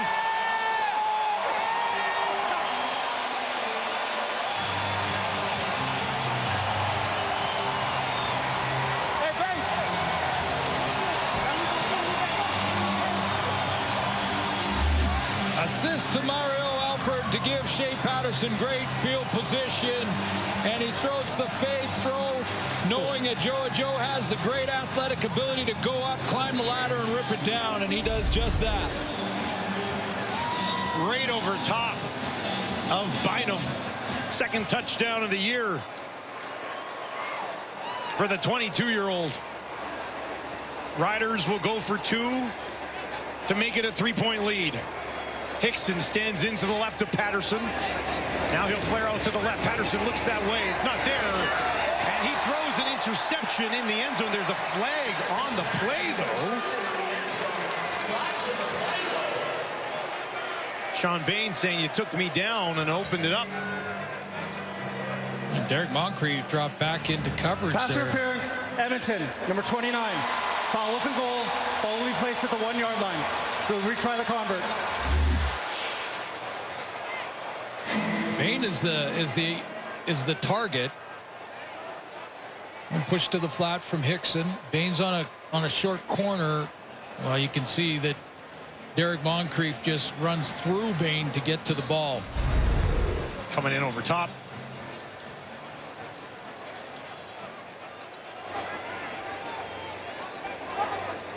Patterson lines up in the shotgun, turns, takes the handoff, dumps it over the top. Broken up. Bynum working against Ebelis. And the Edmonton Elks cornerback wins that one. It was Bynum that was covering Joe on the touchdown. Joe wins that battle. But on the 2-point convert, Bynum bounced back. Again, we've seen a bunch of players tonight flush the bad play, get back and get ready for the next play. This was the touchdown to Joe. It's Bynum that he beats, going up over the top in the contested catch, comes down with it for the major. And then you got to flush that one as a DB. Don't let it go. Get on to the next play. even though you were in good position, receiver makes an outstanding catch. So get to the 2-point convert and make it happen, because it was a slant route. And Bynum bounces back from that touchdown. Sweet moves from a Joe. Here's the 2-point convert. Got to let it go, keep working, and he gets his right hand in there and rips it out on Emilus.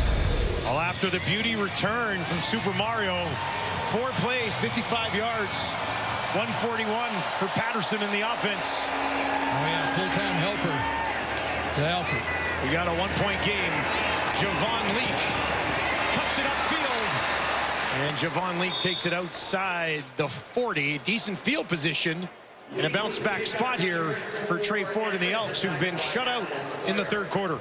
Yeah, they have. But remember the first drive and the first drive, they had the formation issue, took a delay of game. They had to back up. They were 1st and 15. That just looked unorganized. And then the next play with the interception to Roland Milligan, had 2 receivers right in the same area. So again, that's not normal. You want to spread out the field, use all 65 yards wide long, or yards wide, I should say.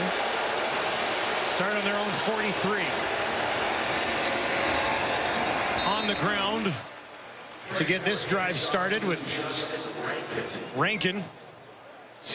I asked Trey about the game plan and how different it was compared to when McLeod Bethel-Thompson was the starter. And he says basically it's a similar game plan, but it's pared down a little bit. Pared down to the group of plays that I like, that, suit my skill set better, but also, just trying to keep it simple. Sure, they clean things up on the sideline after that start to this quarter. 2nd and 5 as time ticks down, and quarter number 3. Back out into the flat to the running back. Rankin trying to turn it up the field. They'll look to push them ahead, but they'll be stopped short. And it'll be 3rd down and a couple of yards still. We've seen Jarius Jackson contemplate this a few times. He wants to. You can tell he wants to. It's where the marker is now. It's 2 yards.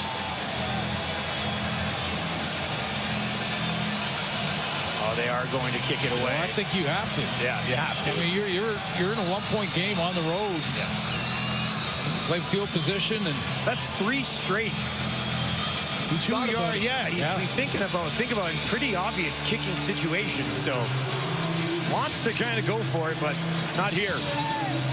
What does number 2 have in store?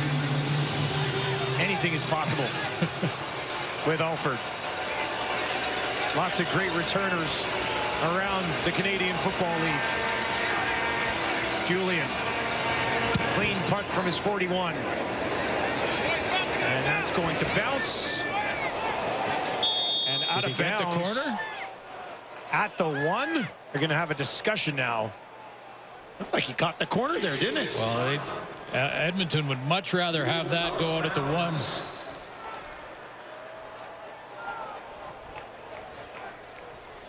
We've got a 1-point game locked and loaded for you as we head into the 4th quarter on a Saturday at Mosaic. Shea Patterson, Trey Ford battling for a victory here in Regina.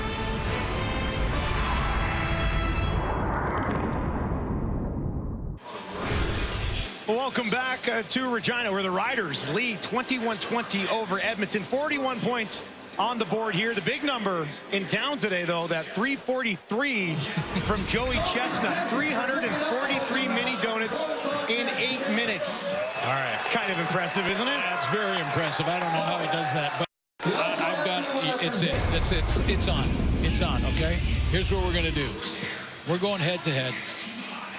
I don't like my chances, but we're going head-to-head. All right, count me in. Okay, you ready? Yeah. On your mark, get set, go. Oh, no, that's as fast as you can go? Come on, man. 1. Do you have a knife and fork? You have a knife and fork? They are good. They are good. You got 2? I got a half of 1. I don't think I could do 341 in 8 minutes. This drive starts on the 1. Patterson got to get out of there. And he throws it incomplete as he is hit. Patterson's pass intended for Just finishing my half a donut. I don't know how he does that, but yeah, you're down inside your own end zone. You don't want to give up the safety.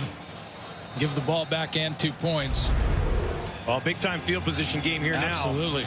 In the fourth quarter. It's a big play for Shea Patterson, trying to get some breathing room. 1 point game. Thank you very much for joining us on a Saturday.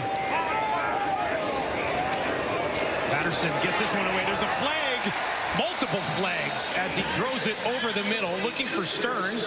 First time today we've mentioned his name. Now, what is this flag?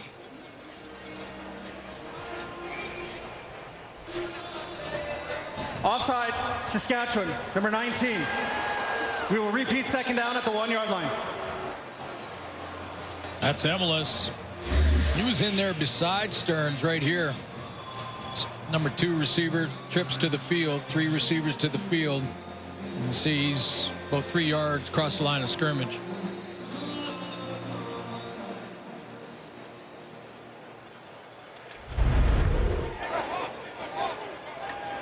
So we'll do it again from the Rider 1.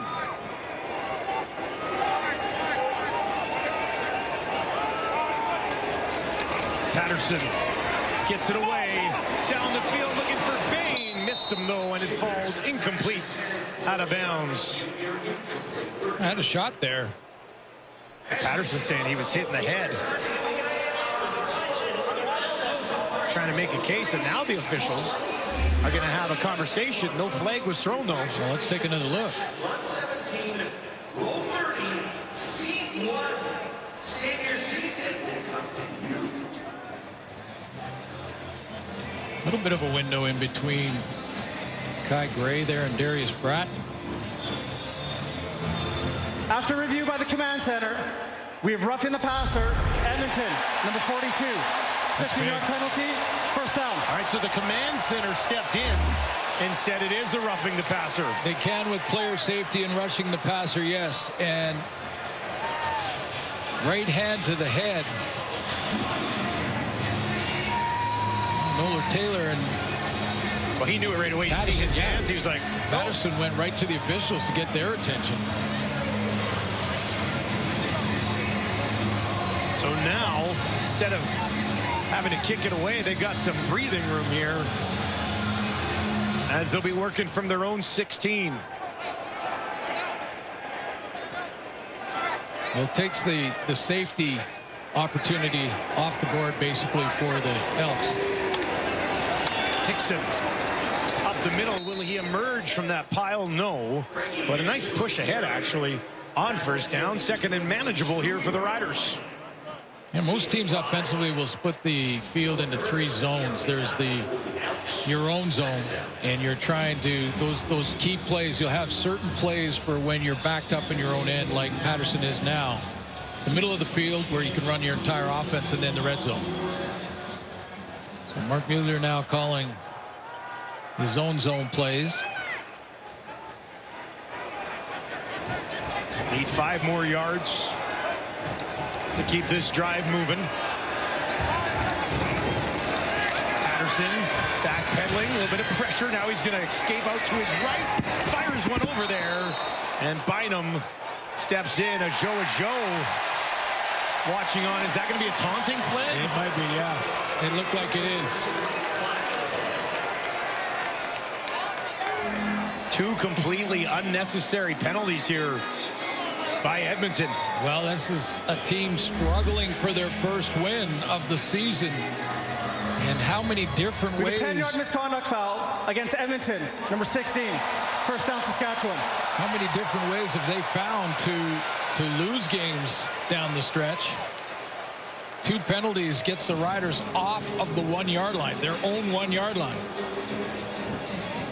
Well, in what would have been punting situations, too. It's not like it was first down. It was you're about to get off the field. Both times. First one, you know, not intentional, clearly, from Noah Taylor, but that last one, totally avoidable. Riders penalty-aided all the way up to their own 32. High snap. Patterson grabs it, tucks it into the belly of Hickson. And he stopped after about a pickup of just a single yard on that first down carry. His 11th of the game. When you're thinking about those, Saskatchewan's drive here is already a success.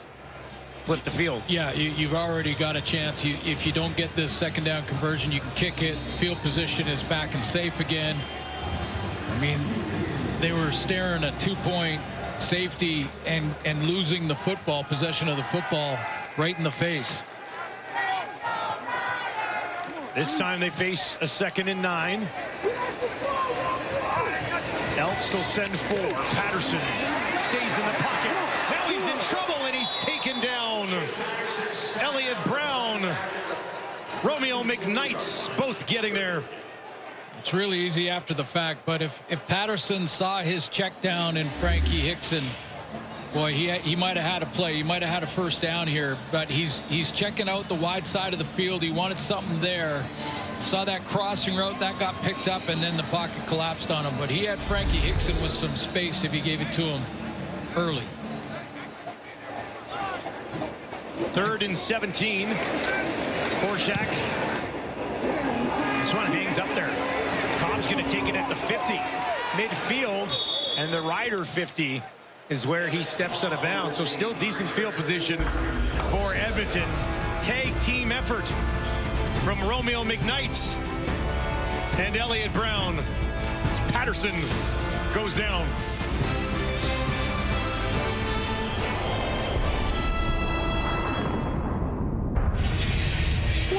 Welcome back to Mosaic Stadium. Well, Save on Foods is helping people spend on food, giving away $100,000 in gift cards for the 3rd straight season here in Western CFL markets. Each time they do this, 10,000 gift cards are handed out to everyone. And guys, it's been a great night for grocery goers because we know how this game started. Somebody won free groceries for a year. Yeah, no big deal. I like to consider myself Save on Foods alumnus. Spent more time working at Save-On than I did in any post-secondary institute, so I want to get one of those hoodies. Dustin Nielsen, Save-On Foods. Here's Javon Leak. Look at this. Wide open down to the 20, to the 10. Touchdown, Edmonton. Javon Leak's got his 2nd of the game. This one a big one. And the Elks go back on top with 11 minutes to play.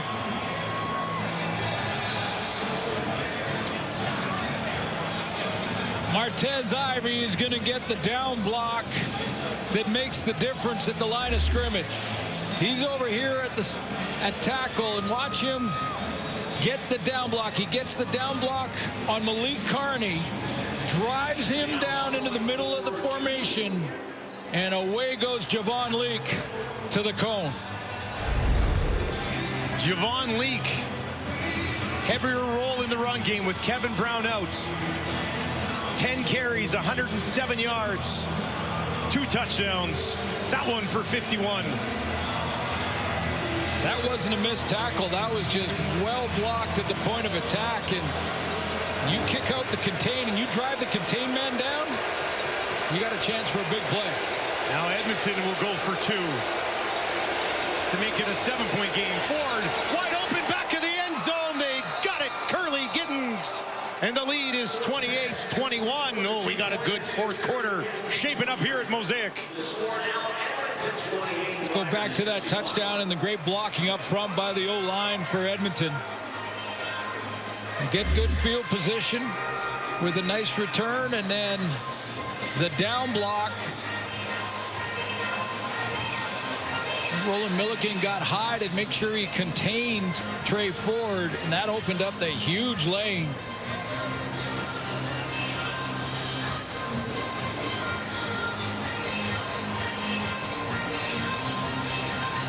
Take you to the 2-point convert. Make it a 7-point game here. Safety Bola Combo jumped a quick out by Tevin Jones, but he may have been a man stepping up to play man on that. Like the Riders were anticipating a run play on that 2-point convert. Riders defense, 48 yards per game on the ground this season. The Elks have ran for 200. Just 31 of those from Trey Ford. It's been Rankin and Leak who've done the damage.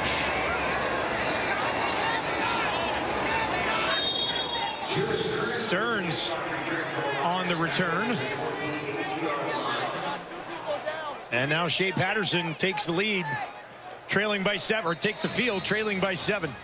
Yeah, late in the first half, he had to put together a drive and did for over 90 yards to grab some momentum back after an Edmonton pretty dominant first half, but it was good blocking up front by the big boys. Get Javon Leak outside. Couple of injured Elks on the field being looked at. Tanner Green, one of them. Jacob Lamunden, the other. CFL and TSN action continues as the Argos head to Calgary, taking on the Stampeders tomorrow at 7 Eastern, 4 Pacific on TSN. Big win by Winnipeg this week in the West. BC drops a game. There's Kermit. You know what he is? He's a fan of great football. And that's what we've got so far here tonight. Still 10 minutes to play, too. Patterson, wide open. Keyshawn Johnson turns it up the field. Niles Morgan with the tackle, and a second and inches situation here. Yeah, so important that first drive, or first play of the drive, that you really need. Riders really need one here. Catch. Johnson's team leading, 5th catch of the ball game. Got 60 yards, also leads the Riders in that category. 2nd and 1. Patterson takes it on the far side, and look at him go. Shea Patterson to the 50, all the way up to midfield, staying out of the grasp of Niles Morgan. Kind of loaded up the right side of that formation with a Joe and Keyshawn Johnson. And when he got up to the line of scrimmage, it looked like he saw, you know what, I think we got him outnumbered on the edge there, so I'm going to just take it over there and see if I can outrun the pursuit.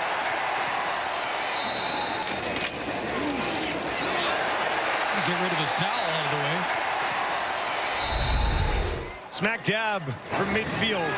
Hickson busting through up the middle. First down and more. Frankie Hickson continues to have himself a day. Well over 80 yards on the ground. Peter Godberg gets a great block up front. He's the center, and then it's a seal block here. 2 blocks right from guard and center. Ryan Sevier and Godberg, they get that job done at the line of scrimmage, and Hickson does the rest. Anderson there to finish him off at the end of the drive. It's an injured Elk right on the Mosaic Stadium logo.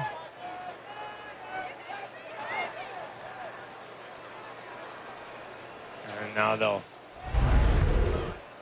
help him up. It was Oakman. One less thing for Godber to worry about. It's tough to play that center spot. You've got to make all the calls up front. Make sure the quarterback gets the ball cleanly. You see, he's always communicating with the rest of his O-line. And then he's got to remember which is his guy to block as well at the end of all of that. Leadership up front from Peter Godber, one of the best in the business up there. Back-to-back 17-yard runs for the Riders. Has them down inside the Edmonton 40. They'll hand it off again, this time to Bain. And Morgan is there to make sure no damage is done. Purefoy makes the play. Morgan makes the tackle. Purefoy got up and just used his instincts there, and he got up and forced a delay in that play, so the timing was off.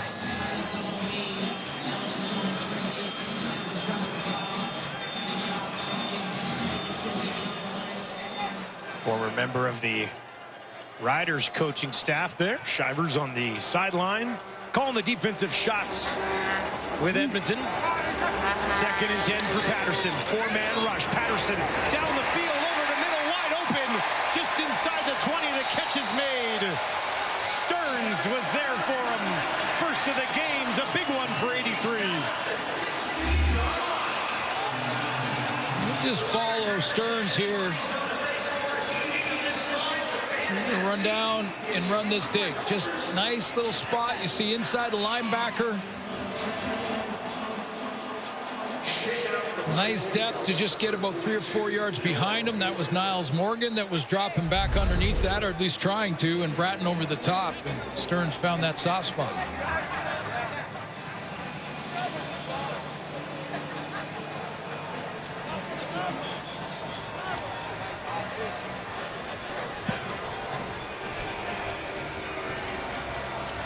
And Noah Taylor just found out that now that the training staff went to get him, even though he's okay and recovered, he has to sit out 3 plays.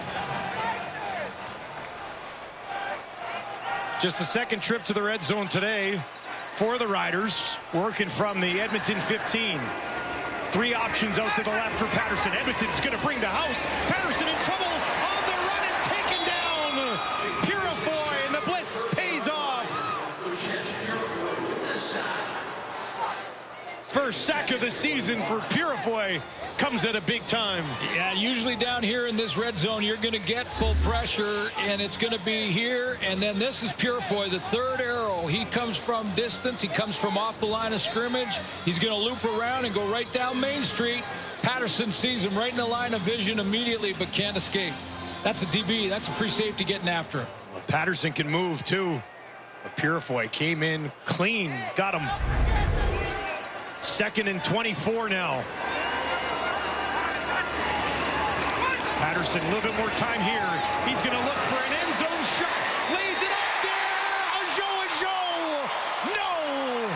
Out of bounds is what they'll say. That close is his response. But he is a threat. I mean, this kid is a player. I didn't think I was well covered, and he found a way to still bring it in. He's out of bounds, landed on the white stripe, but Joe is a player now. He just does. It's like he's a rookie who just doesn't know any better. He's out there just playing, having fun. And Corey Mace is challenging. He may have thought that he had the ball before. Let's take another look at it. Saskatchewan is challenging the previous ruling of incomplete pass. The play will be reviewed. Was his left foot down when the ball hit the hands? Yeah. Before it bounced back up. This would be a close look. I thought he had to elevate a little bit, and then that first foot down was on the white stripe. That looked fairly obvious, but in order to challenge this, you'd have to see something completely different. That right foot, was it down? I think both feet were in the air.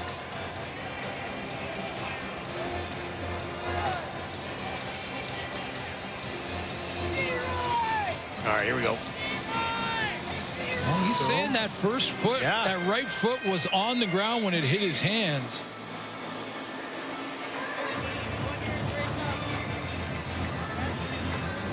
Ball touches there. Oh, boy. Ooh, that's a lot closer than I thought it was. That is just an unreal job by Ajo to even make this close. Well, it almost like he drags his toe. Ball hits his hands, and just hold on for that shot. Is that foot on the ground? It's darn close. Tough to get much of a better look at it than that one. Well, you know, the pebbles, the rubber pebbles, it's hard to tell.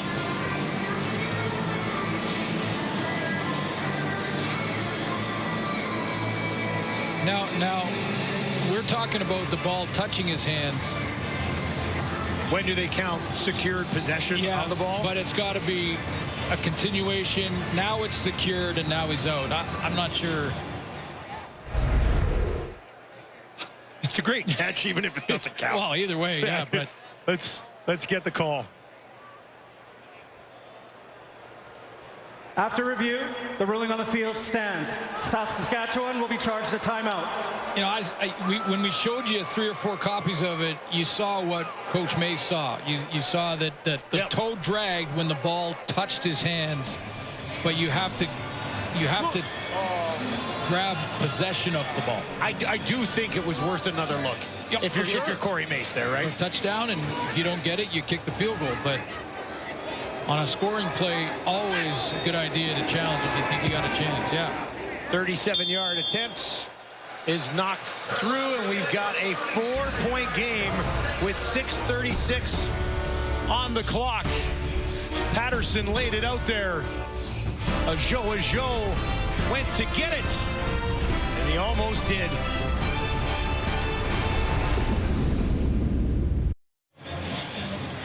Well, it's been a tough start to the season for Edmonton. Jarius Jackson now in as interim head coach. MBT now the backup. They've lost 7 in a row, but there's been some close ones in their suits. Yeah, Jarius Jackson, of course, only the head coach for 2 of them, was the OC before that with Chris Jones. But yeah, you see the average margin of defeat is 1 possession. And there's been, what was it, 3 in a row walk-off field goal losses. Yeah. 11 in a row they've dropped going back to last year. Trey Ford trying to change that. That's not going to help. Nowhere to go on that carry for Rankin. Malik Carney fired up. It's a loss of 1. Real interested to see what Coach Mace does defensively here with his group on a 2nd and long. Do they go with pressure? Do they go with 3-man and see if they can make Trey Ford be patient? They've got 3 on the line. Thurman looked like he was going to come. Now he backs off. Ford trying to escape right up the middle. Trey Ford lunging ahead. He's got a first down. Found a small space between 3 Riders defenders and jumped through it. There's your answer, a little combination of both. They take Carney and they back him off the line of scrimmage there to your right, and then he does go on pressure, so it's 4-man pressure, but because of that stunt where Micah Johnson's going one way and Carney the other, it opens up the middle.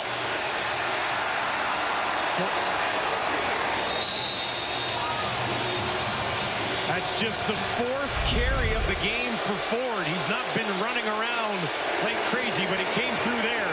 Now they'll give it to Leak. Leak to the line of scrimmage, and no further. C.J. Avery wraps him up. Yeah, Avery had to fight through a block, too. This is a big play by Avery to create another 2nd and long. He's going to scrape here to the plate because Javon Leak, pre-snap, knows he wants to bounce outside here. And he's got a down block from Mayala, but you see how Avery beats that block from Mayala and gets up and makes the tackle.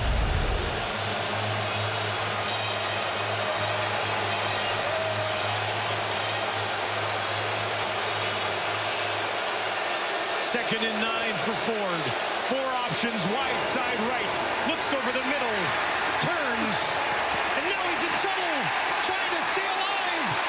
And they eventually track him down from behind after he picks up a few positive yards. Cox was there to grab him. And that'll bring up 3rd down. Didn't get the 2 and out, but the Rider defense does get the stop. Now the strategy for Jake Julian here is to try and coffin corner this again. Dropped 1 out at the 1. Doesn't need a single point here. Doesn't want a single point. Take the field position with 3:40 remaining. Julian, big leg, averaging 53.4 yards per punt coming into this one. That is away. It is up. And Won't be quite as good as the 1-yard line, but that's inside the 10 is excellent. Real nice. Mark him out at the 6. Another big kick because you want to kick it away from Mario Alford. First of all, on that punt, there's a lot of different reasons for the strategy, but this is the main one. Try not to get number 2. This is the first play of the game. This is the opening kickoff. He was due. Super Mario.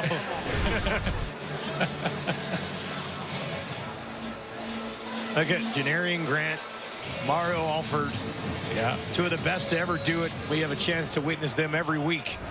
in the Canadian Football League. What a treat. Patterson now with a 6-2 start, hanging in the balance. Gets this ball in his own 6 with just over 3 to play. Started through a heavy blow there. Really Oakman came over and lowered a boom on Sean Bain.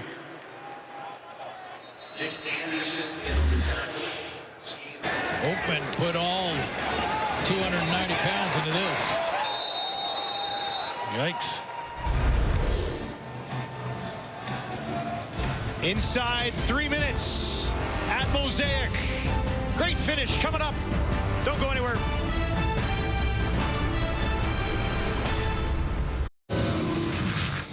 Well, these two teams met back on week 1, and the Riders, guess what? They came back in that football game, outscoring Edmonton 21-3 in the fourth quarter to start the season with a come-from-behind victory. Trevor Harris in that game. Shea Patterson in this one. 2nd and 6. Patterson gets it away. Wide open, far side. Keyshawn Johnson for a Riders first down. I think that was tipped at the line. And was that Oakman? Looked like it got tipped here off the edge.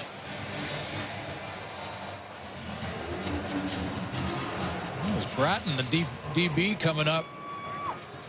Got his hands on it, but it still got there. Here comes 24. Ooh. See how it changed? It's concentration by Johnson. Fresh set of downs after that Johnson catch. Riders from their own 19, down 4. Laid out near side. Bain, looked like he might have had a play on it as he worked his way around Bynum, but couldn't haul it in. Oh, he played it so well. Sean Bain, watch him on this ISO here. He's going to hesitate like it's not coming. Plays over. No, it is not. He did that on purpose. He slowed down on Bynum to make it look like he wasn't the target, and then took that jump step to get to it, and then just didn't finish it. Had both his hands on it, too. 2nd and still 10. Patterson. Keyshawn Johnson. Ball pops out. Hopped on. Keyshawn Johnson hit by Bynum. And he's feeling that one.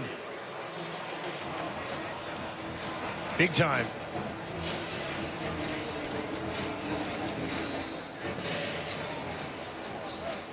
Been a very physical game from the very beginning of it.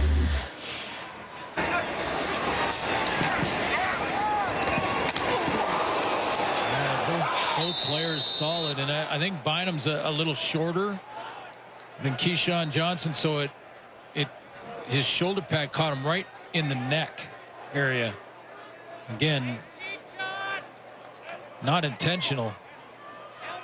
It's just Bynum's trying to step up and put a hit on, and he got him right in the midsection, up into the chin.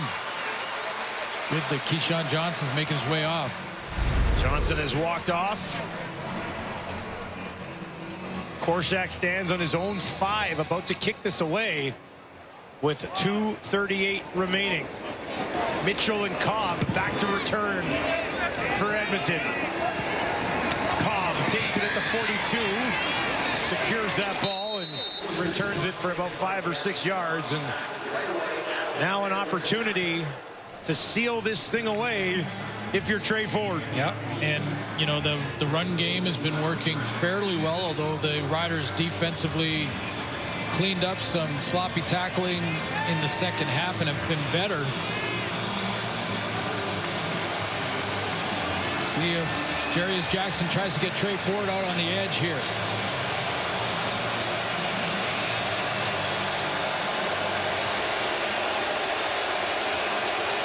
They work from the 49. They'll hand it off. Leak, oh, look at this. He's done it again. Down to the 30, to the 20. Are you kidding me? Javon Leak with a house call to possibly seal it away. His 3rd rushing touchdown of the football game. Wow. 61 yards for Leak. Untouched. Untouched. of scrimmage, linebacking core.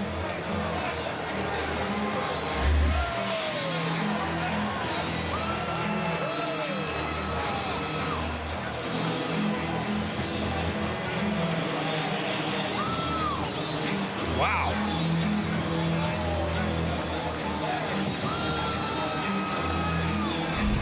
What a night for Javon Leak. Let's go! What I tell you, bro? The defense that up until tonight had shut down the run all season long. Time count violation, Edmonton, number 9. 5-yard penalty. It remains a convert. So the Riders coming into this game, I believe, had given up somewhere around 335 yards rushing on the season. Yeah, for 7 games. 277 tonight. Well, that's remarkable. And, you know, we heard Jameer Thurman talk about it after the first half, but there is a Trey Ford element to that and the reason for that. Beatty for an 11-point lead, and he sneaks that one in, and Edmonton is up 35-24. If you have Javon Leak in fantasy this week, you're going to be laughing your way to a victory. We saw what he did on the special teams in Toronto, and then the Elks pick him up, and with Kevin Brown under the lineup, he's the feature back tonight, and boy, did he take advantage of all the opportunities and touches tonight. 12 carries for Leak. 2 plus 2 plus 2 is 6. Or 1 win if they hang on. It's 2:20 left. But Leak's got 169 yards on 12 attempts. It's not like he's carried the ball 25 times in this football game. Well, that's what he gives you, though. I mean, that breakaway speed, that's what I mean when you think back about him as a returner.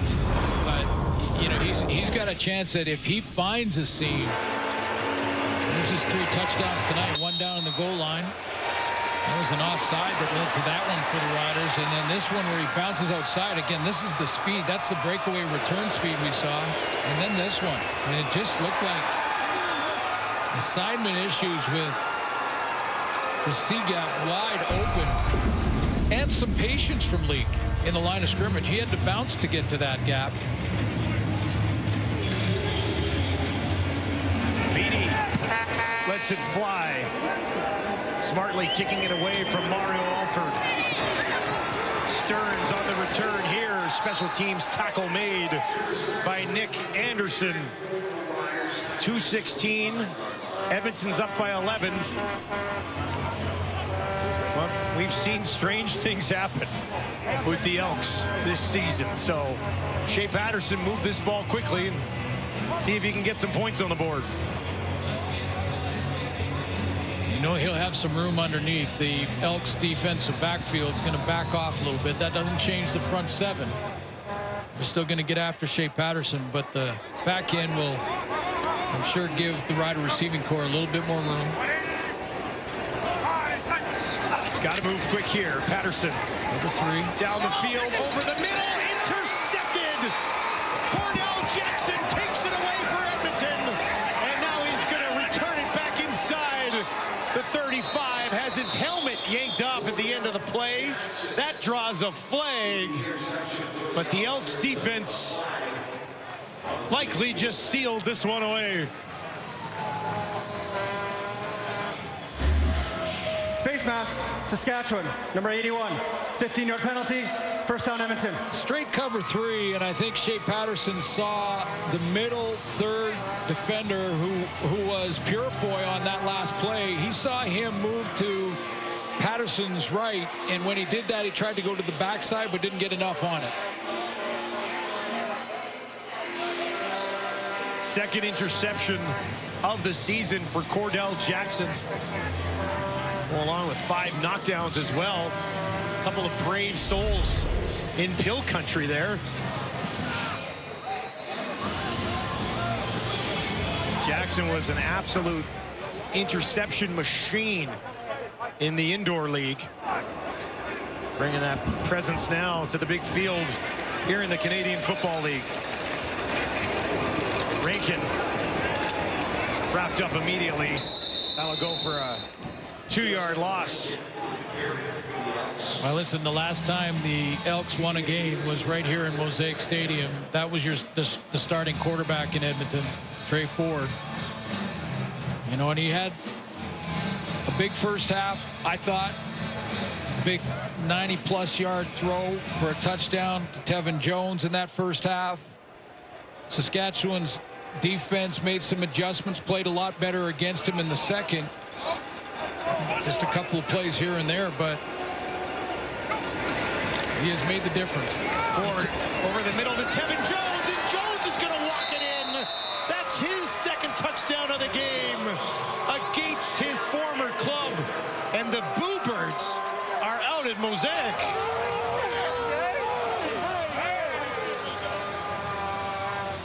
Well, this is, again, you know, it's a all-around team effort for Edmonton. They've got some plays in the return game to give them some field position. They got some plays from their defense, certainly. But this has been a different team with number 2 at the helm. Well, last time they won here, Kevin Brown had 174 rushing yards. They're going to win here tonight. Javon Leaks got 169 rushing yards. Like, their running backs have just been sort of freed up with the threat of Trey Ford at quarterback. Exactly. When he threatens the edges.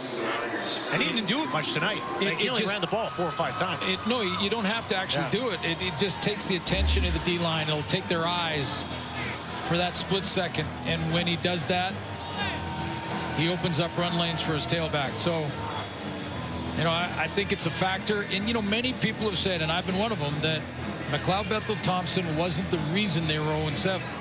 McLeod Bethel-Thompson was playing pretty good football until last week. Last week was his worst game of the season, but he was playing pretty good up until then. But clearly they needed one more little push, one more spark, and that spark has come from Trey Ford. And Trey Ford now has got them believing, and all 3 phases are playing at a different level. You know, you're not giving it all to him. It's a team effort. Yeah, I mean, Javon Leak was incredible. Javon Leak unreal tonight. Yeah. The run game unreal tonight. But it just changes the approach. It changes how you defend them.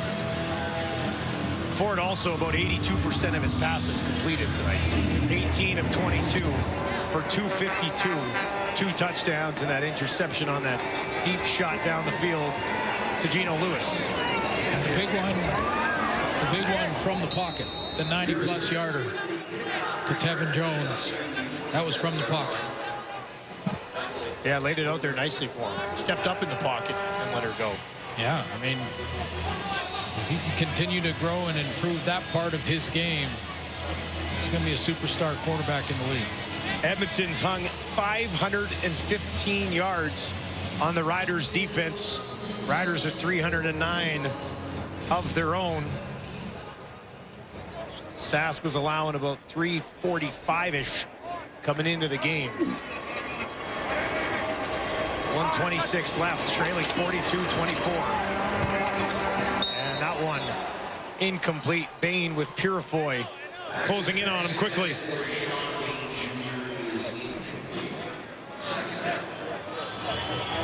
Jarius Jackson as a head coach will get his first win.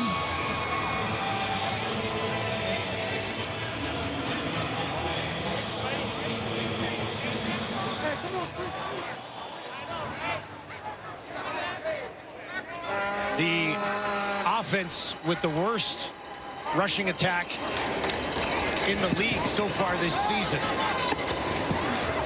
Hangs almost 300 yards on the Riders on the ground.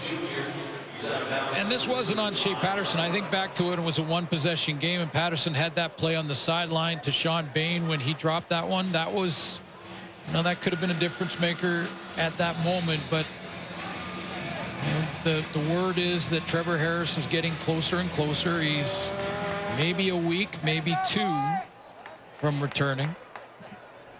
But I really think Shea Patterson has developed and improved a little bit in every game, even the losses. Taking some important reps for sure. Patterson here on third down, over the middle, and he finds Jarrett Stearns, tackled by Purifoy.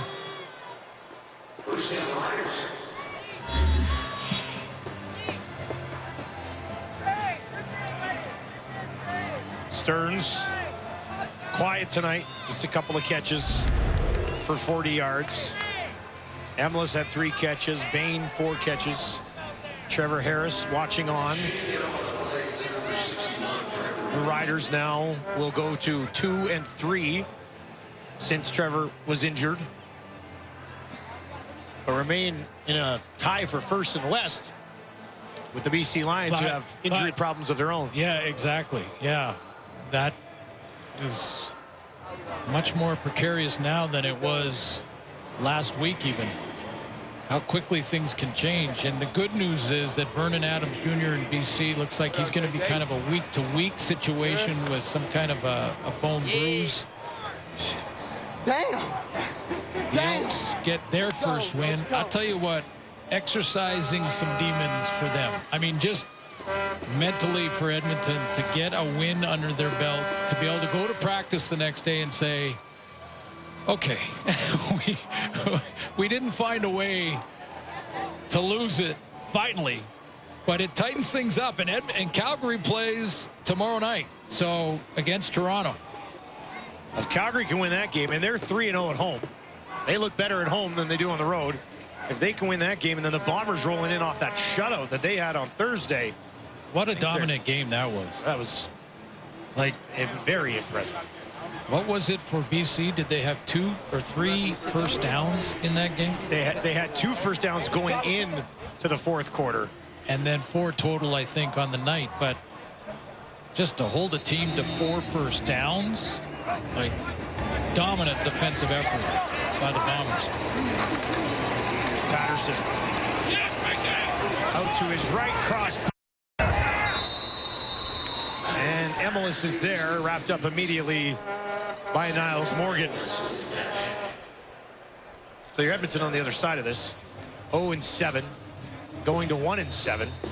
It's still 1-7. Yeah, but something to build on, right? Yeah, it's a way to start building. And, you know, I'm going to go out on a limb and say that there'll be a few more fans buy some tickets for their next home game next weekend, just to go out and see number 2 and see if he can continue to grow, continue to make these plays down the field, continue to get fans up out of their seats, because that's what Trey Ford does.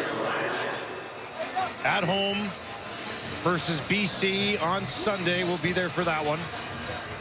The Riders turn it around for a Thursday game out in Ottawa.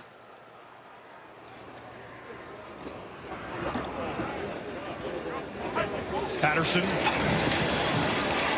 stays in the pocket, down the field, guns that one in there to Ajo. Ajo, if you're looking for bright spots tonight, that kid's one of them. Yeah, well, I'll tell you, Keon Schaefer-Baker, whenever he returns to the lineup, I think they got to try to find a way to keep both of them on the roster. I mean, I don't know how you take a Joe out of the lineup. I know he's a rookie in the pecking order and all that, but he's a player. Patterson out to Hicks and got a hand on it. Smart play there by, I believe it was Moncrief coming over. I mean, Hickson's doing some talking, but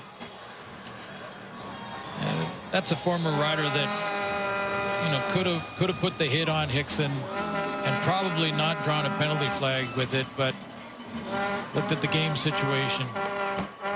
And the people around here know Derek Moncrief and know that he's a good human being. Not going to try to blow you up in that spot. 2nd and 10 for Patterson as time ticks down. Spins away from some trouble. Moore coming, gets around that as well. On the run to his right, throws it down the field, batted away by Kai Gray with 6 seconds on the clock.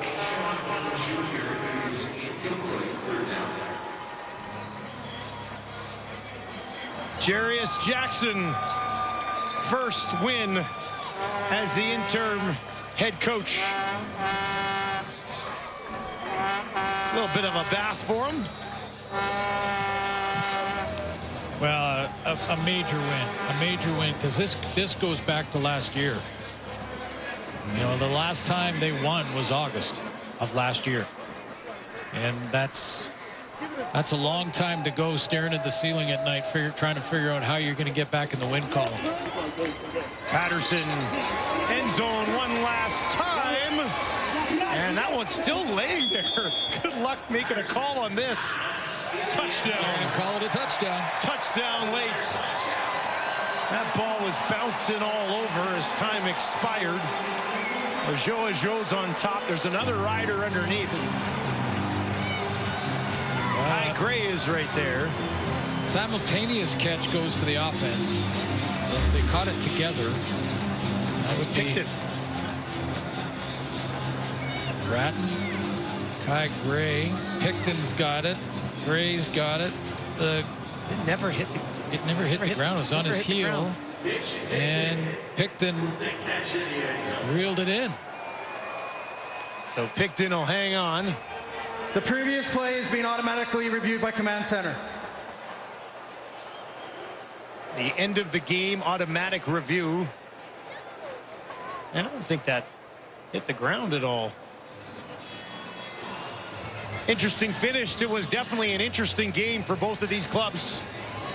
Well, I was going to say the points here may matter, but they don't, because they'll play one more time late in the season, these two teams. So just think, after review, the ruling on the field stands. Touchdown. Can you imagine if that would have tied the game? Like that type of play on a Hail Mary at the end of the game? That would have been one of the most ridiculous things we've ever seen. Seen it before. Lothar out to wrap this one up. And the Edmonton Elks finally have a victory on the road against a good Riders team, 42-31. Trey Ford gets the start and immediately delivers a victory for the Elks. He goes 18 of 22 for 252 yards and a couple of touchdown passes. And Javon Leak, absolute superstar tonight. 3 touchdowns on the ground, 169 yards. Javon Leak leading the way with Trey Ford. The Elks losers no more. 42-31, the final from Mosaic. Welcome inside SportsCenter. I'm Adam Scully. Let's get to the CFL now. Edmonton taking on Saskatchewan. For the Elks, it's been a season to forget so far. They're currently 0-7. So now turning to Trey Ford at QB. He was very impressive in relief last week against Hamilton. So Ford getting the nod after throwing 3 fourth-quarter touchdown passes on 3 drives, and the Elks lost to the Ticats last week. In the last 2 seasons, the Elks have won 4 games. Ford started all of them. But before he even touched the field, this. Video get us underway at Mosaic. Thank you very much for joining us here in Regina. Mario Alford, a little bobble to get started. Takes it at the 10, and now he's got some room. Here he goes. Look out, Mario Alford. The race is on to the 30, and this guy is out of here. Bye-bye, Super Mario. A house call to get us started, and the Riders open it with a bang. How about that? Alford opens the game with a 71-yard kickoff return touchdown, his 11th career return TD in just 54 career games. The Riders go up immediately. Now let's go to Ford. Elks' third drive, trailing 8-6. Thompson showed him the way. 2nd and 4. Ford way down the field, drops it in there on the far side, and now it's off to the races the other way. Tevin Jones, the former Rider, with a major strike, his first as a member of the Elks. Ford and Tevin Jones connect for the 93-yard score. The Elks and Ford's first start of the season led 20-15 at the half. Now, they haven't won a game in 323 days. Wow. Third quarter, still 2015. Ford looking deep again, but this time he's picked off by Roland Milligan. Milligan's 5th interception of the season. in just 7 games. Now, later on in the quarter, here come the Riders. Shea Patterson looking end zone. How about this catch by Joe for the touchdown? The Riders yet to lose at home this season. They take a 21-20 lead on that sweet grab. Fourth quarter, Elks driving. This time, Ford hands it off. Javon Leak finds a hole, goes flying down the sidelines, and he's going to make his way into the end zone. Leak with the second score of the game. The Elks didn't have a touchdown from a running back before this game. They're up 28-21. Now 11 minutes to go. But the Riders are looking for an answer and looking for it quickly. Patterson going end zone again. Joe makes the grab, but ruled out of bounds. Corey Mace challenging the call. Let's get another look here. This is incredibly close, but the call would be confirmed. The Riders have to settle for a field goal. Edmonton remains on top. 12 minutes later, guess who? It's Leak again. Finds a hole. He could go all the way. He is gone. 61 yards, third touchdown of the game. His longest run of the night. And would you look at that? The Elks, they do it. They have won a game. Finally doing it. That makes it 2 straight years. They won their first game in August. Now, last year, they beat Hamilton on August 17th. As for the Riders, they dropped their first game at Mosaic Stadium this year. They're now 3-1. The Riders came into this game allowing a league low 48 rushing yards per game, with the Elks, well, they gashed them tonight, rushing for 276 yards. For much more on this one, let's go to Laura Dykin. And yes, the Edmonton Elks are finally on the board. We've got Milt Stegall, Matt Dunnigan, and Jim Barker here with us. And of course, all the talk coming into this one was Trey Ford making his first start of the season. But the narrative quickly shifted, and it was Javon Leak stealing the show, stealing the headlines there. And we know how good this Roughriders team was against the run. But yeah, absolutely shredded in this one. And I don't think we saw that coming. No, we didn't. And, well, maybe we did. Okay, maybe we did. And as you alluded to, of course, Trey Ford was the story coming into this game, but the player of the game, and it wasn't even close, was Javon Leak, the Leakwalizer, as I like to call him. And as you mentioned, this Saskatchewan Roughrider defense was top in the league. But there's something, the Trey Ford effect. Last year, Kevin Brown, as usual, starting running back. Before Trey Ford got into the lineup, he was only averaging 43 yards a game. After Trey Ford, he went over 80 yards a game. So I wasn't surprised. I was surprised maybe that Javon Leak had 169 yards on 12 carries. That's 14 yards a carry and 3 touchdowns. Maybe a little surprised about that. But Trey Ford has that impact. But it wasn't just Trey Ford. It was that offensive line. It was the receivers. It was everyone. Everyone was galvanized by Trey Ford. But this entire team stepped up and had a great game.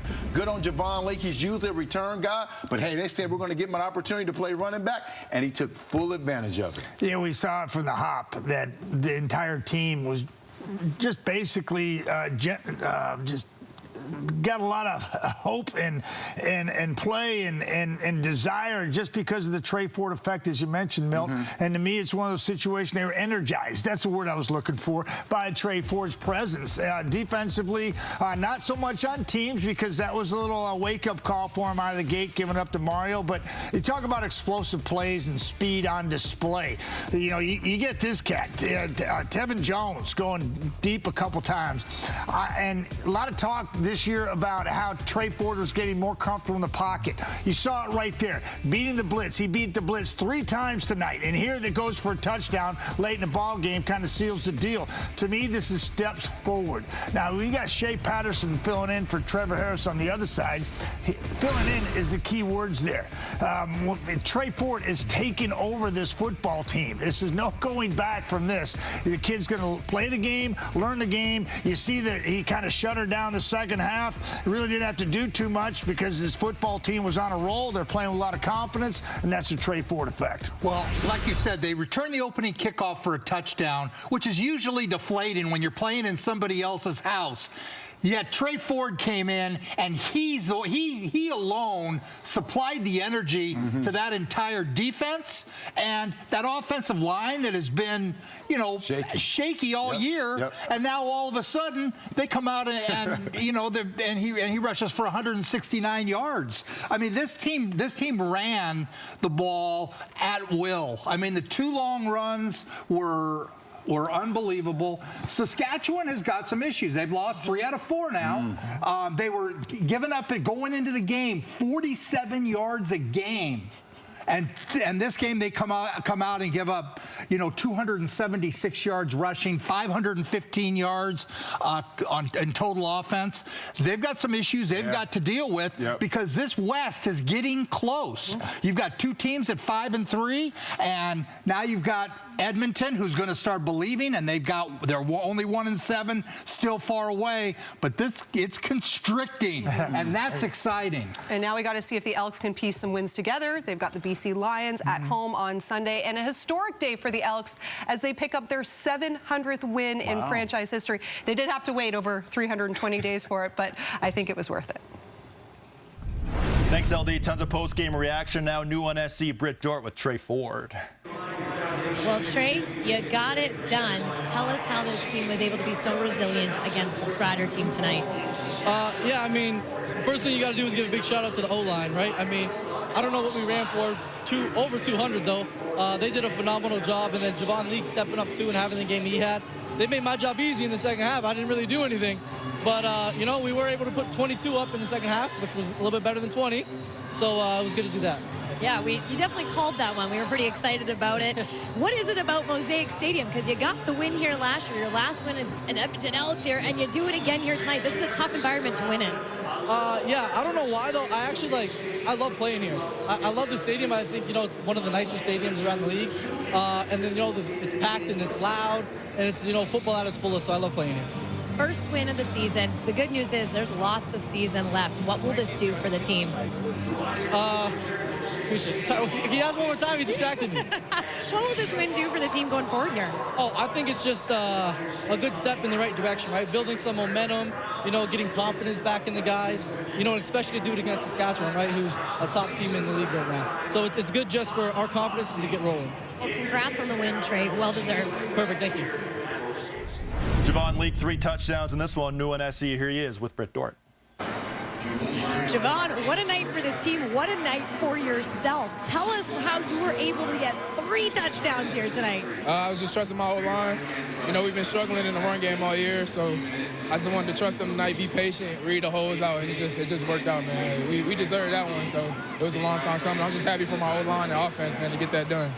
This is a tough defense to go against, one of the number ones in the league to get the run going. So how were you guys able to do that tonight? Our approach coming into the game was just be physical. Don't let them intimidate us. They're a great defense, you know what I'm saying? They're physical, they fly to the ball, they strip for the ball. So our main focus was just match their physicality and just work, you know what I'm saying? So just let the plays come to you, and that's what we did. I feel like they're out more physical than us, and we just played our game. Tell us about your quarterback tonight and his play. Man, Trey is Trey. Everybody was ready to see this. The whole CFL was ready to see it, man. He came out, he delivered for us, got the first win. So, well, tell us how this first win's going to help this team going forward. Man, it's going to give us some momentum. Let's keep it going, get back to practice, do the same thing we did, and just try to get it rolling now that we got the first one. Well, congrats on the win, and congrats on that great performance tonight. Thank you so much. Thank you. Week 9 in the CFL wraps up Sunday night when the Stampeders will host the Argonauts. Calgary 4.5-point favorites at FanDuel. The Stampeders are 5-2 against the spread this season. The total is 49.5, the lowest total for any game this weekend. The Edmonton Elks have won a game. New on SC. Here's Trey Ford. So, if you had to tell me a few descriptive words of how this feels, is it pride, satisfaction, relief? What does this win feel like for you guys? It's a lot of things, and it's exciting. I'm happy, but it's not even for me. I'm happy for the guys in the locker room. They're having a blast in there right now. So I'm just happy that I could come out here and help them, feel whatever emotions that they're feeling, whatever it is. I'm just happy that I could help them. And obviously, you look at what our O-line did today. They dominated the front, and then also Javon Leake steps up and has a ginormous game. I don't even know what he went for yet, but I'm going to find out soon. 12 carries, 169, I believe. Okay. Yeah, he did phenomenal today. Well, what made you believe that you could run the ball against the Riders? They came into the game averaging, I believe, 48 yards rushing a game. Yeah. I think it kind of, if you look back at last year, when I went in, we were able to pick up our rushing game a lot, right? So, I'm not saying we rushed for as much as we did because I was in the game, right? Obviously, it was the O-line making the blocks and Javon Leake making the reads, making people miss and getting the open space. But I think just kind of having that confidence, you know, when we look back last year and even seeing, like, I think KB last year had 170 against them, right? So I just feel like it was going to be our strong suit, and we were able to execute. So you come into the game 0-7. Yep. You know you've played well, though, during the season. There have been competitive games. But how important is it to get that victory and get that monkey off your back? Yeah, for sure. I think, you know, the first one's one of the toughest ones to get, and it's also, you know, the one that rolls you into more. So hopefully we can take this win and, you know, move it to next week and get another win and continue that. New on SC, here's Jarius Jackson. So I know it's an important victory for the team, gets you out of the 0-7. How important is a victory of you as a head coach? No, it's not about me. You know what? I'm appreciative of it, and I thank the guys, and, you know, they're trying to make it about me, but it's not about me, it's about them. Well, I heard you got a game ball. I did get a game ball. I gave it back because they had to give Leak one, but I'll get it back somehow. But, you know, at the end of the day, it's about those guys in the locker room. So this allows you to continue building that foundation and going forward. We finally got off the stoop, right? We finally got the starting blocks, and we just got to build on this. We got to try to start stacking them from here. At least at this point in time, we're still in, you know, two games behind the next guys in the West here as far as Winnipeg goes. So we're just going to keep fighting, and we'll see where it takes us at the end. Still a lot of season left. It's a lot of season left. Still 10 games left in the season, so we're just going to keep our head down and keep playing. Will it be a similar plan with BC next week? As far as quarterback, or? Yeah. I think I said it the other day. You know, come in, win games, and you're the guy. And so, you know, Trey did a hell of a job today, and he'll be right back on the center next week. As a former player, how nice is it to see what Tevin Jones was able to do against his former team? And those are games you get up for. Yeah, very happy for Tevin. You know, he stepped in and stepped up, right? It wasn't always clean. It wasn't always pretty. But, you know, just like I told the guys, don't flinch, right? We understand that, you know, things are going to be ebbs and flows in the game. Things are going to happen. I mean, look, the first kick, we kick it to Mario, Super Mario, rather. And look what he did with it. So, you know, I told him post-game, you know, he's a hell of a player, but you don't have to worry about it. We won't kick it to him again.